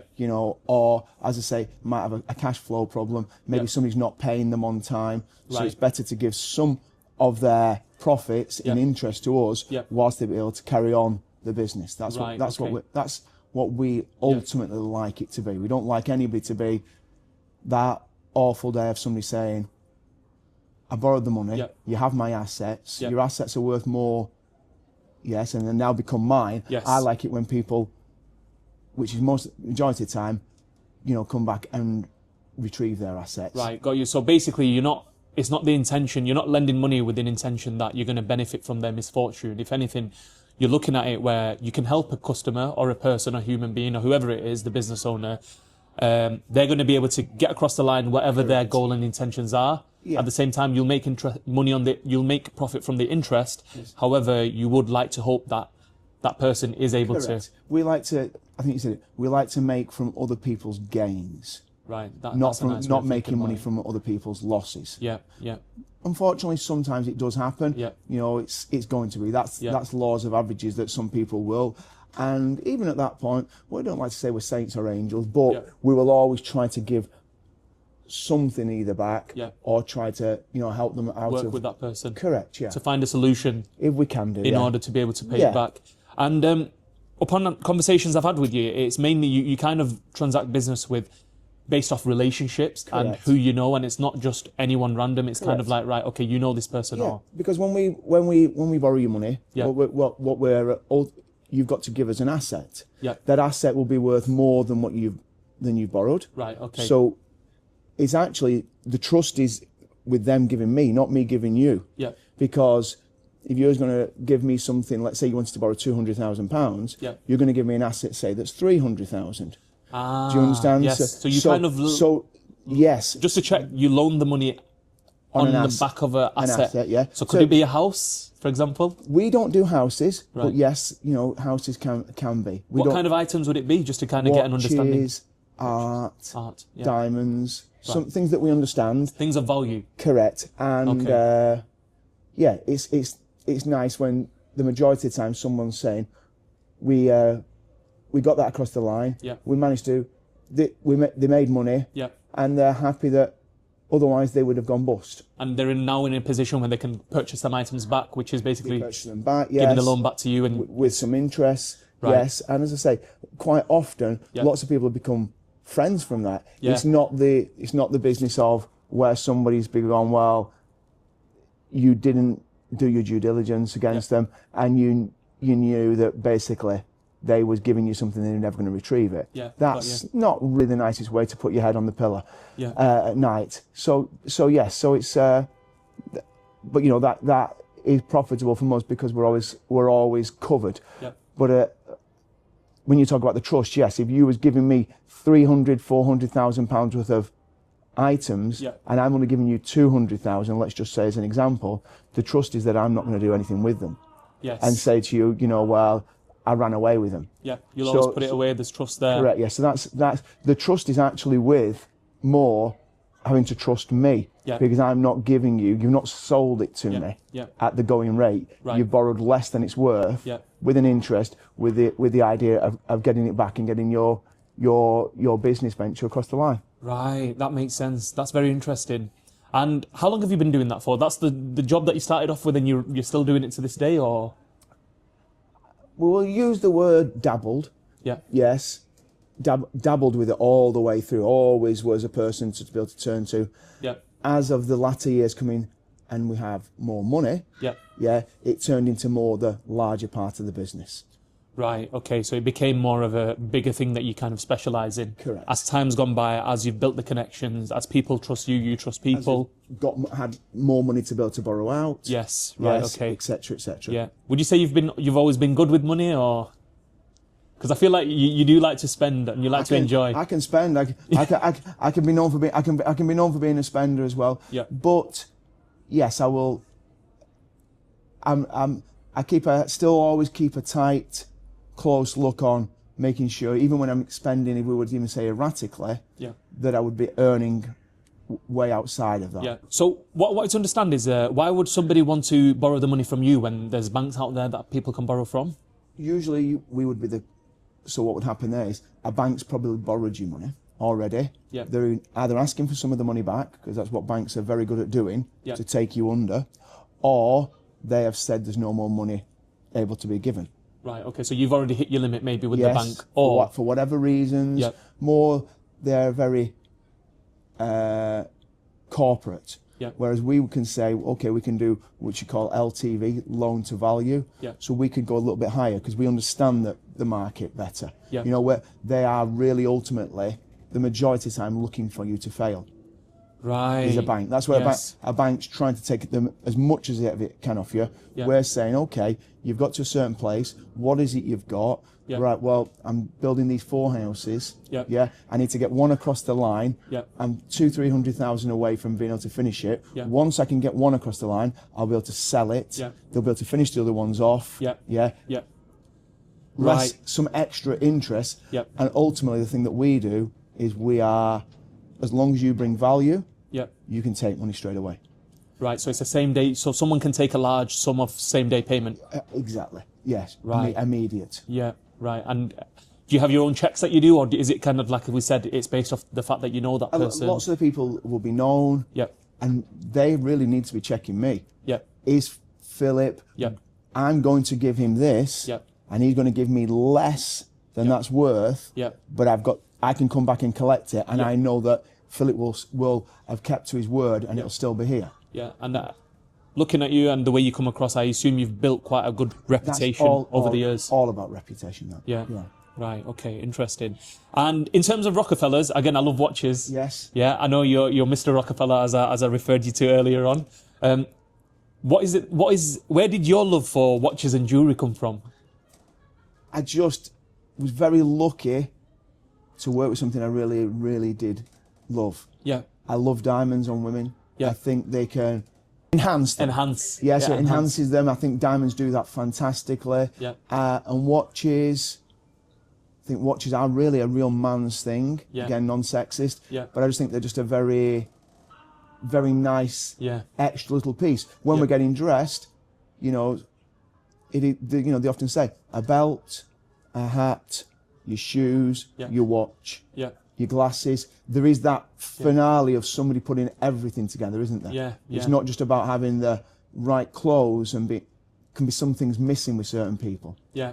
You know, lots of people, a car, but a watch actually comes in with you. Yeah, that's the thing. You can take it wherever you go. Yeah, you walk into the room and, well, you know, not always correct. Yeah, but you could say, ooh, the man's got a very, very expensive watch. It's a status symbol, isn't it? Yeah, but it's taking it to that that there you go. He's gone that next part. You know, like I say, we can do it with your glasses or whatever it has to be. Those are the things that just define you. It makes you as a person. I do a little bit more, doesn't it? Yeah. It wasn't just he had a nice little few outfits with a decent business and a car. He's got a nice watch. Yeah. He's got so it's kind of like that icing on top of the cake. Correct. Yeah. It's the cherry on top, and it's kind of the way I see watches is it makes me feel good, but it also, I feel like subconsciously people remember you by your watch as well, and a lot of men tend to do that because men love watches. Again, women do as well, but I feel like men tend to love watches more. Women love diamonds. Diamonds, that's you know what, you're right there. Women love the diamonds and the men love the watches, and it's just something that makes you feel good as a person. Yeah. And then comes along the collecting of things. Then comes to the and collecting. not wanting to release.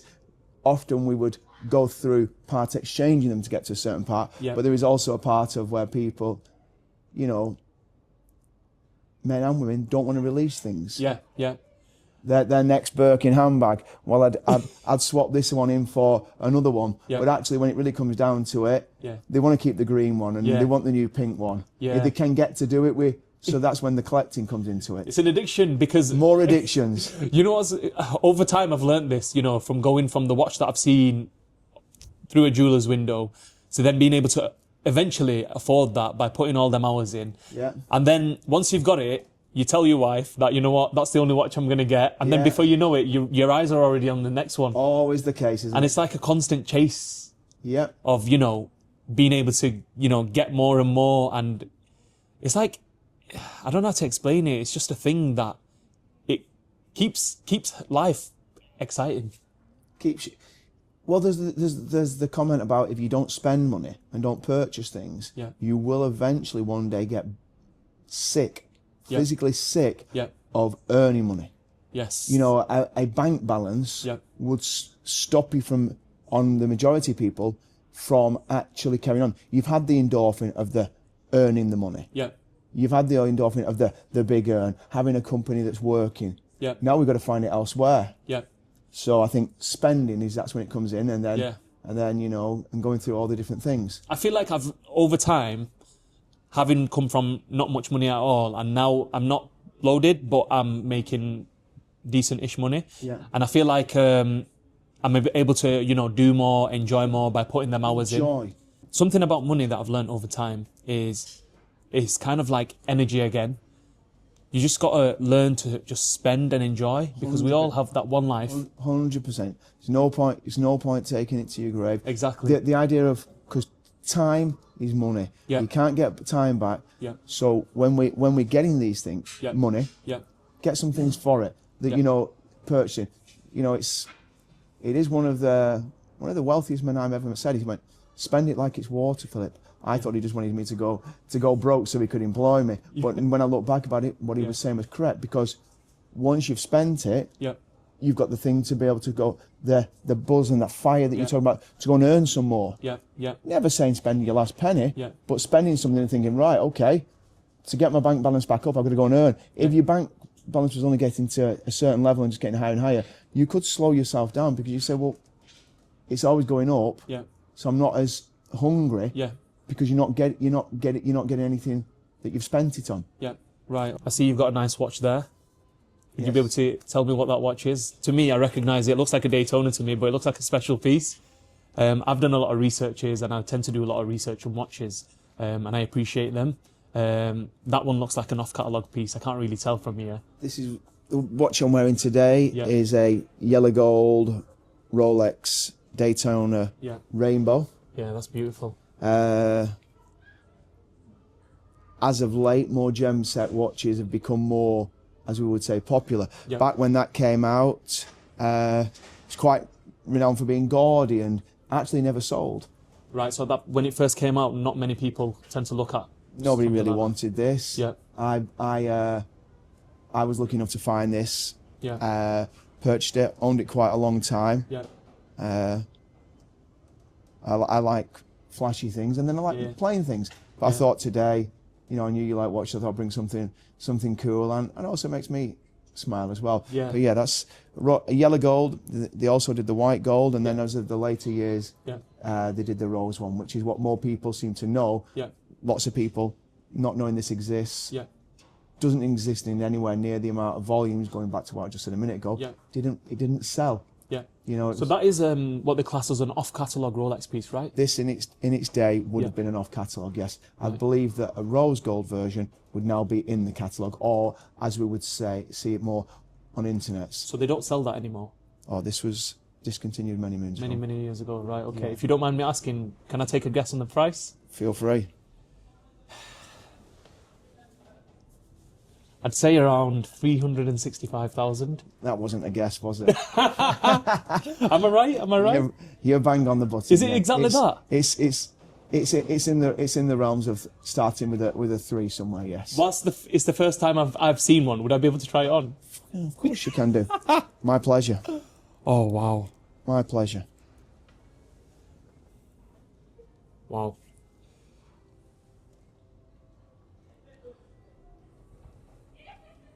As I say, yellow gold, original version. Actually, the very first one that came out was the white gold. And then the yellow followed the year later. I think they're actually re-bringing it all back out now. They did the rose. I do believe that they're about to do yellow and white, but it will never be the same as this one. This was done ever slightly differently. You know what? It brings a tear to my eye. I'm trying to hold my tears back because... Looks good on you. Thank you. You know what it is? I never thought in my life that I'd be able to try one on or even have one on my wrist. I've seen, you know, when you see something on... I used to have the same thoughts when I was your age. Like, my heart's beating, it's crazy, like... Let me just show the camera.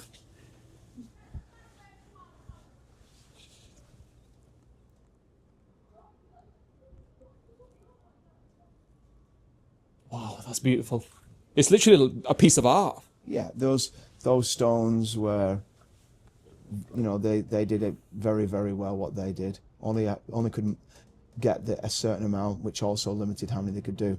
Today, 20 years after this was originally brought out, they now know how to do.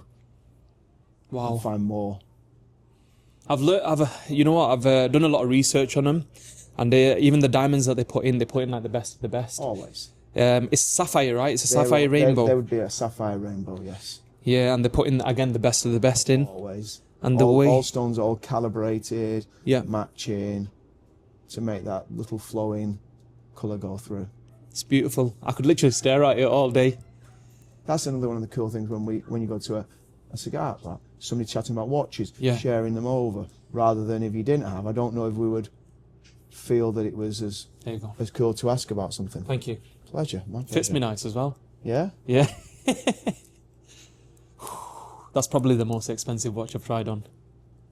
I mean, I've tried a Richard Mille on, but it was 180,000. That was in Dubai. Tried a Patek on. Again, not on that level. Oh, they are on that level. Just a complete different style of watch. Yeah, yeah. That's very nice. I like both of those brands as well. Yeah, yeah. What would you pick? Rolex, Patek, or Richard Mille?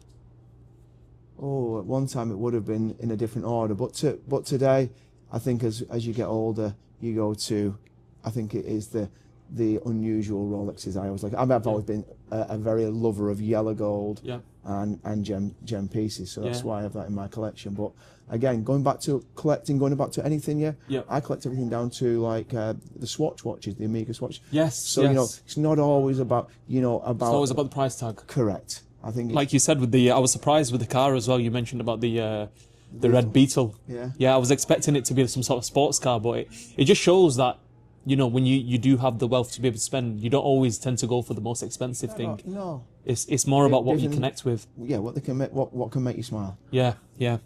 So what I'm going to do now is I've got a couple of questions that I'm going to run through with you that I've put together. Again, my brand, Amiinspiredd. It's all to do with mindset, gratitude, inspiration. Mindset being, you know, it's all to do with you. It all starts in here. Yes. No matter what you do in life and what you wish to achieve. 100%. Again, it doesn't always have to be money related. It could be anything. It could be having a baby. Correct. It could be anything. Gratitude, appreciating the things that we've been given. Again, me believing in God. That's what I would say. You know, He protects me. He looks after me. You know, the things that I have, again, thanks to Him, I wouldn't be here without Him. Again, for you, it'd be a different interpretation. And then I've got inspiration, where the kind of person I am, the kind of human being I am, the kind of soul I am, I want to make a difference in the world in a positive way. Now, that could be big or small. I want to make a difference online, because I feel like there's a lot of online trolls, a lot of people that hate online.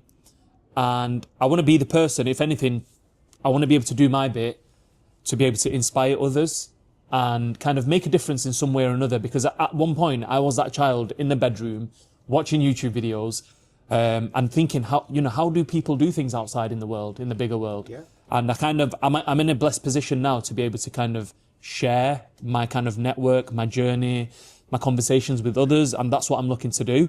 So yeah, I just wanted to kind of ask you a couple of questions surrounding, you know, mindset, gratitude, inspiration that I've written down here. Okay. So I'm going to go with the first question. Are you ready? Born ready.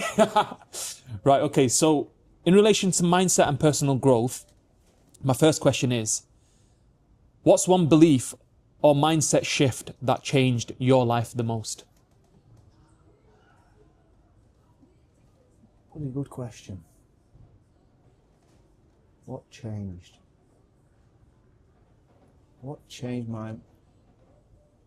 To help you there, I think you mentioned Yeah. about when you was a child. Yes. You were saying that's what I how... went to, in my mind, I think. Yeah, you were saying about how your father wasn't around. Yeah. And you know he had three other children. Yeah. You saw them with certain items, etc. You must have felt in a certain way. What is it that something? To me, it feels like something kind of triggered you or pushed you to think, you know what, I'm going to do something about this. I think money plays a big part there. I think that's the initial thing that we want to do, money. Yeah. And then going on to, it can get out of control where you want control. Yeah. You know, so that's it. So yeah, I think it's just... Would you say you've come from a poor background? Yes. And that's what's Very. kind of inspired you to kind of do more, you know, constantly not give up and become the person you are today. And I assume, like you said, you're semi-retired, but you still probably don't stop. That's in the word semi-retired, isn't it? Yeah, yeah. Okay. So I'll give you an example of my own. These are things that I'm looking to share online at some point. But my story, going back to it, me being that child in my bedroom, not being happy with life, a little bit confused. I had a flame inside me. Yeah. I could feel that flame. And that flame is still there. Right. And no matter what happens in life, that flame, no one can extinguish that flame. No. Do you feel like you had that same flame? Because Yeah. I suspect you have. Yeah, just getting knockbacks. Any kind of knockback, just not having the flame put out. Yeah. That's it. Is she or a he? Is a he. Oh, he's a he. Hello, Bubbles. Relaxing. Guys, this is Bubbles. How long have you had Bubbles for? Bubbles is 11. 11 years old. He sure is. Yeah. And I was telling Kieran, you mentioned that Bubbles has been on a few flights as well. Yeah, a few first-class flights. Bubby's got a few air miles, ain't you, kiddo? So you assume Bubbles has got a passport as well for... Bubby's got a passport, ain't Yeah. you? And what countries has Bubbles visited? France, Spain, and most of all, you went to Florida, didn't you? Wow, long haul flight as well. Whilst going through to New York, didn't we? We took you there. Wow, Yeah, it's amazing. couldn't leave him behind. What does success mean to you? And has that changed over time? Yeah, one time I thought success was money, Right. and that would be. Took time Yeah. to realise that that's not completely true. Right. You know, money doesn't buy happiness. Yeah. As they say, yeah. It really doesn't. I know that's an old cliche, and everybody says, well, give me the chance, it'll buy me some happiness. It can buy you momentary happiness. Yeah. It can give you options. Yeah. And, of course, anybody really given the chance would rather have money than not have it. Yeah. But never forget, as I said, what I said originally, it doesn't all round bring you happiness. On the back of that, if I could just ask, Fine. if money doesn't buy happiness, what does buy you happiness? Oh, And what is happiness to you? happiness to me? Family. Family. Yeah. Family. Hey, he's family. Yeah. And your family can change, can't it? You know, you can be your grandparents. Yeah. Then it can be your children. Yeah. It can be grandchildren. And I think one of the ultimate, really good ones, took me a long time to learn this one, is that behind every good man, Yeah. there is a good woman. Yes. You know, I and agree with you. I think, without this sounding wrong, I Yeah. say I'm not the richest by a long way, but earning money becomes easy. Really does. You know, hopefully people can, you know, carry on, and there's lots of people that have done that. It is. Keeping it, that can be hard. Right. Yeah. But the hardest thing to work with, but the most that gives back, is relationships. Relationships. You know, Nice. working on a relationship. When you're facing self-doubt, Yes. what do you tell yourself? I assume you've had moments where you have faced certain points in your life where you face self-doubt. I think And how have you pulled yourself out as of that? that's experience and learning. Right. When you first get that, it's like anything. You know, you just don't think that it's possible. Yeah.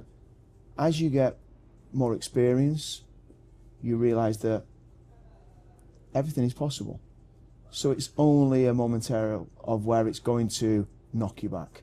Right. Until you can probably get to the point of where I'm learning every day, but I would turn around and say that I don't see anything really now as being, that it's going to stop. Yeah.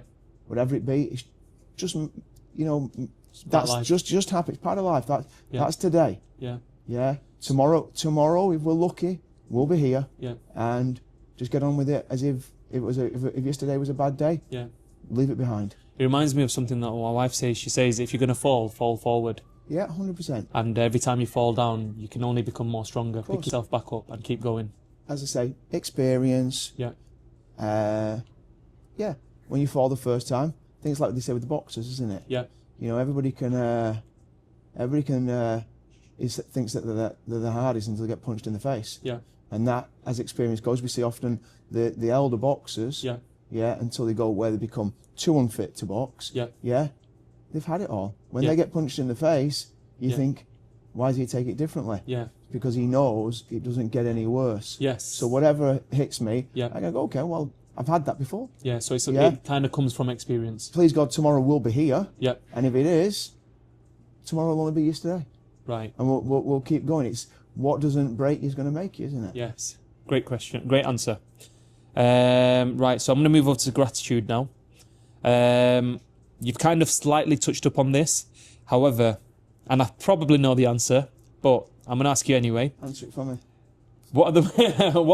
What are you most grateful for right now beyond success or achievements?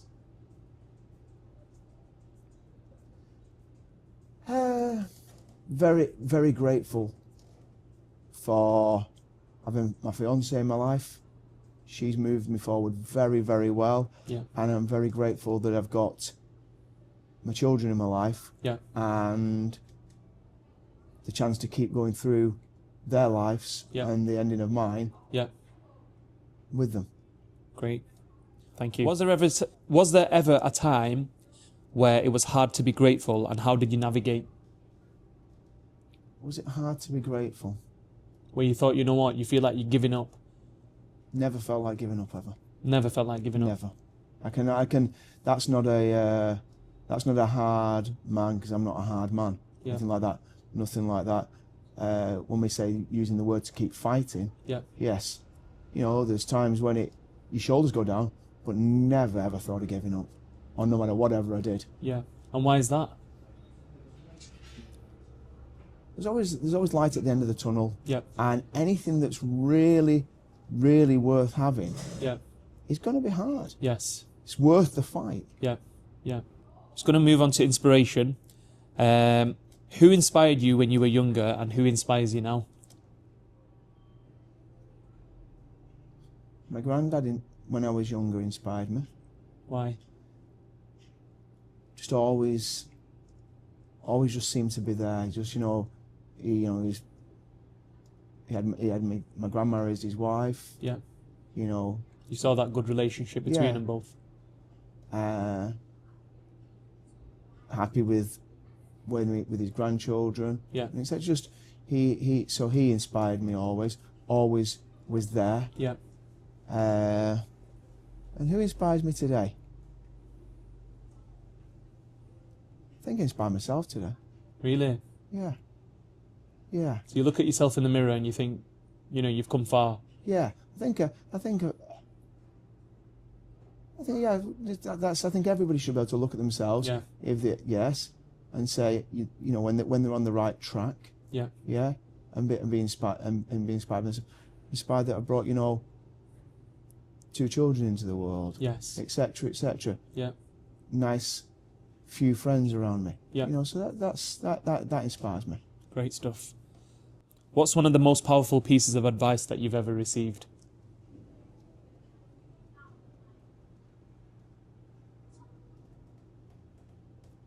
Never give up. And not necessarily the always the answer, but it just came into my head, so we'll say it. I remember a gentleman, very wealthy man, said to me, don't always work, spend. time's precious. Yeah. Go, and go and enjoy yourself in between all this working. Yeah. So make sure you take time out to also enjoy yourself. Correct. With your family, your friends. Yeah. Spend your money, With etc. yourself. With yourself. Most important person in the world Is you. Is you. Yeah. Yes. You're no good to anybody if you're not right. correct. Yeah. Of course. Children. Yeah. We die for them. That Yeah. is the person you would give up your life for. Yeah. Yes. But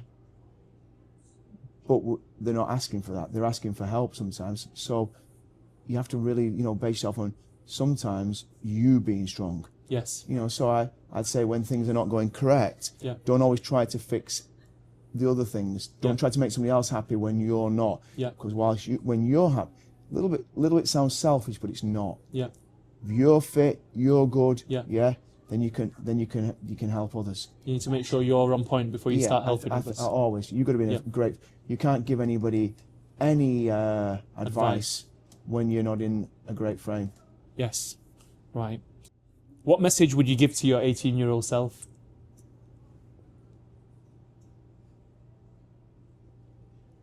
Take more time out. Take more time out. Go and see a bit more of the world. Enjoy. Travel. Enjoy. Don't get taken in by the everyday hype, and don't sell yourself. Don't sell yourself for money. That's a good one. That's a good one, yes. What do you hope that people will remember about you? Just when you're just being happy, when you're kind, when you're laughy, jokey, when you put your hand out to people, that. Yeah. Just being remembered as, was a good sort. Yeah. Good man with a nice dog. Yeah. He would always help you.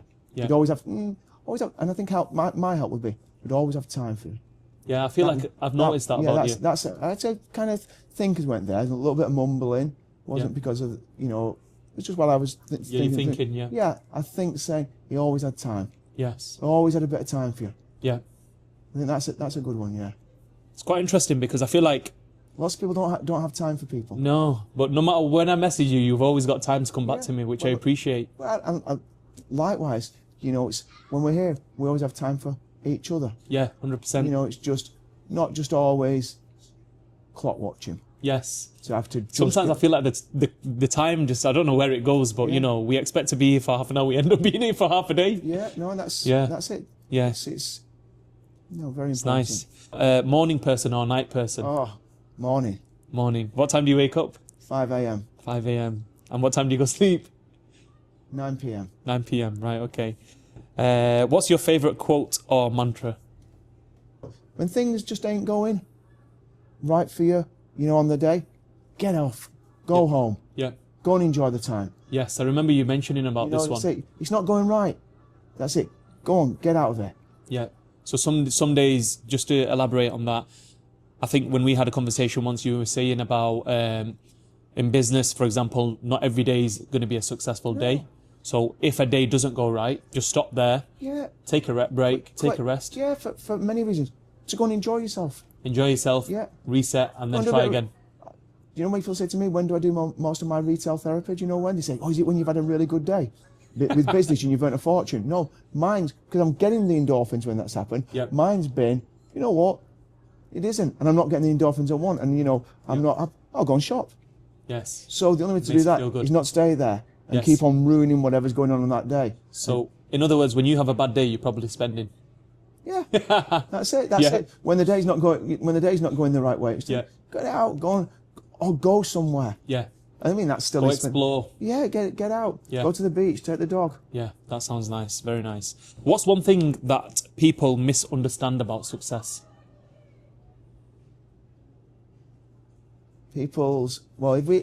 Most people's success, and mine would have been one as well. So we're going through not saying that others I'm right. Yeah. Mine always was that money would make me happy. It would change everything.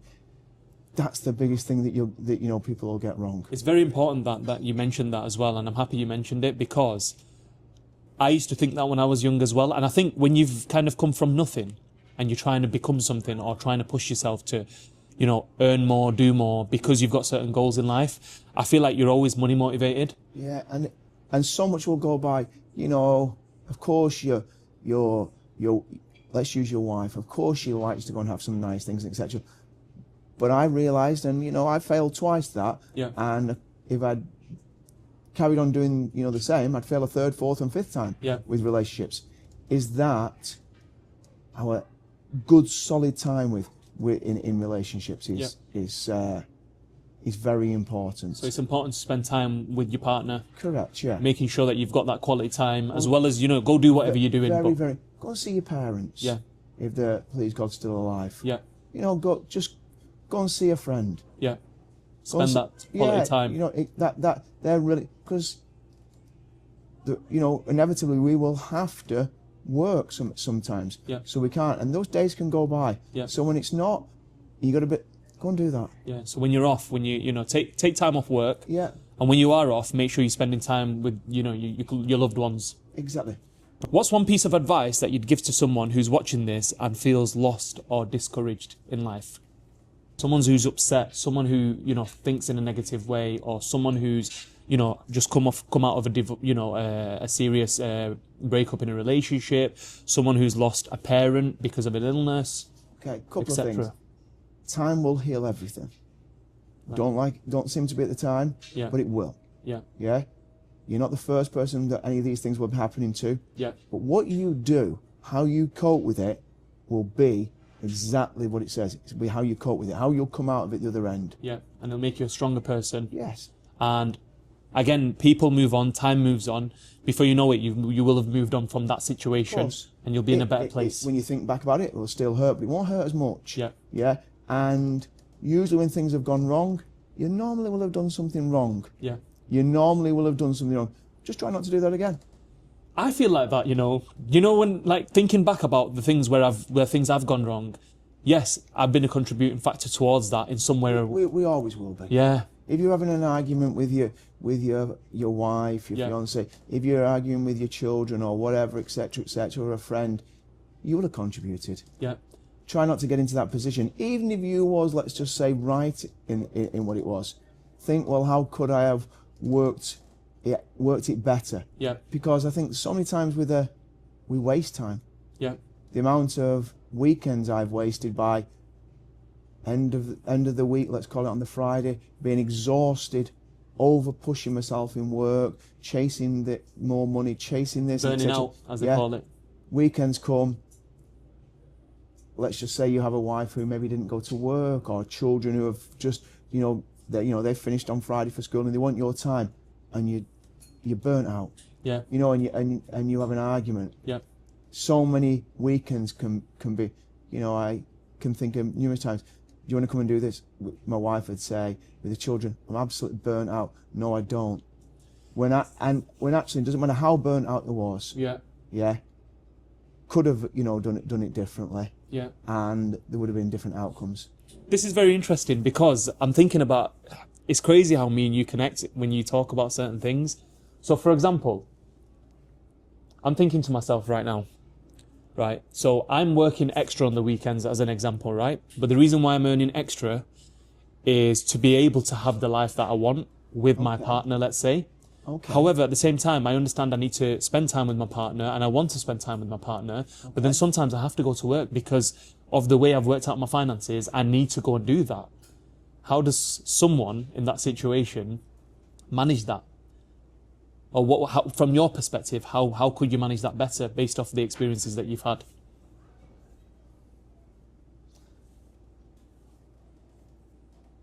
I was quite lucky because I was always known as what we would call as a good earner. Yeah.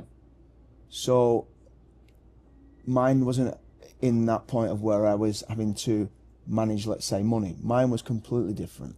Yeah. But there was something you just said there, is when somebody else wants, that's you managing it. Managing to say, you know what, because of my finances, maybe I would suggest sometimes until it comes, or maybe it might not come. We don't know. Live within the means for today. Yeah. That will give time. Yeah. To the loved ones, which will give back. And usually when that happens, goes back to I know these are all old cliches, but they won't be here if they weren't. That behind every good man there's a good woman. Yes. And so if you give up some time. You say, well, I could have been, earning over here to do this. As a crazy old thing of you're happy, you look at your wife, you look at your kids, they're happy, and when you go into the next thing you do, yeah, you're happy, and wow, I earned a bit more money there than I would have normally. Then you start to become. Does that make sense? Yes. That would be something I would think. If this conversation inspires one person today, what do you hope that they take away from it?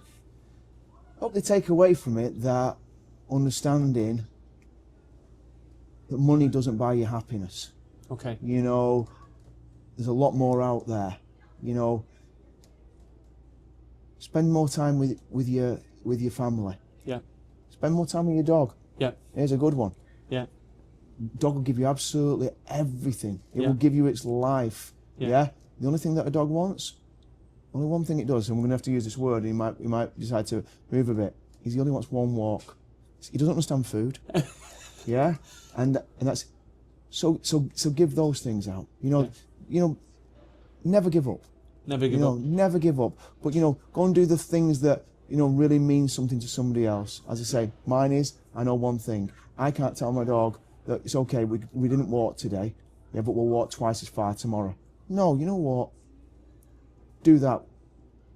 Daily, like you promised them. Yeah. And they'll give you back. And the same with your loved ones. Yeah. Give them some time. Yeah. So that you'll feel happier. Big one. Yeah. Plan.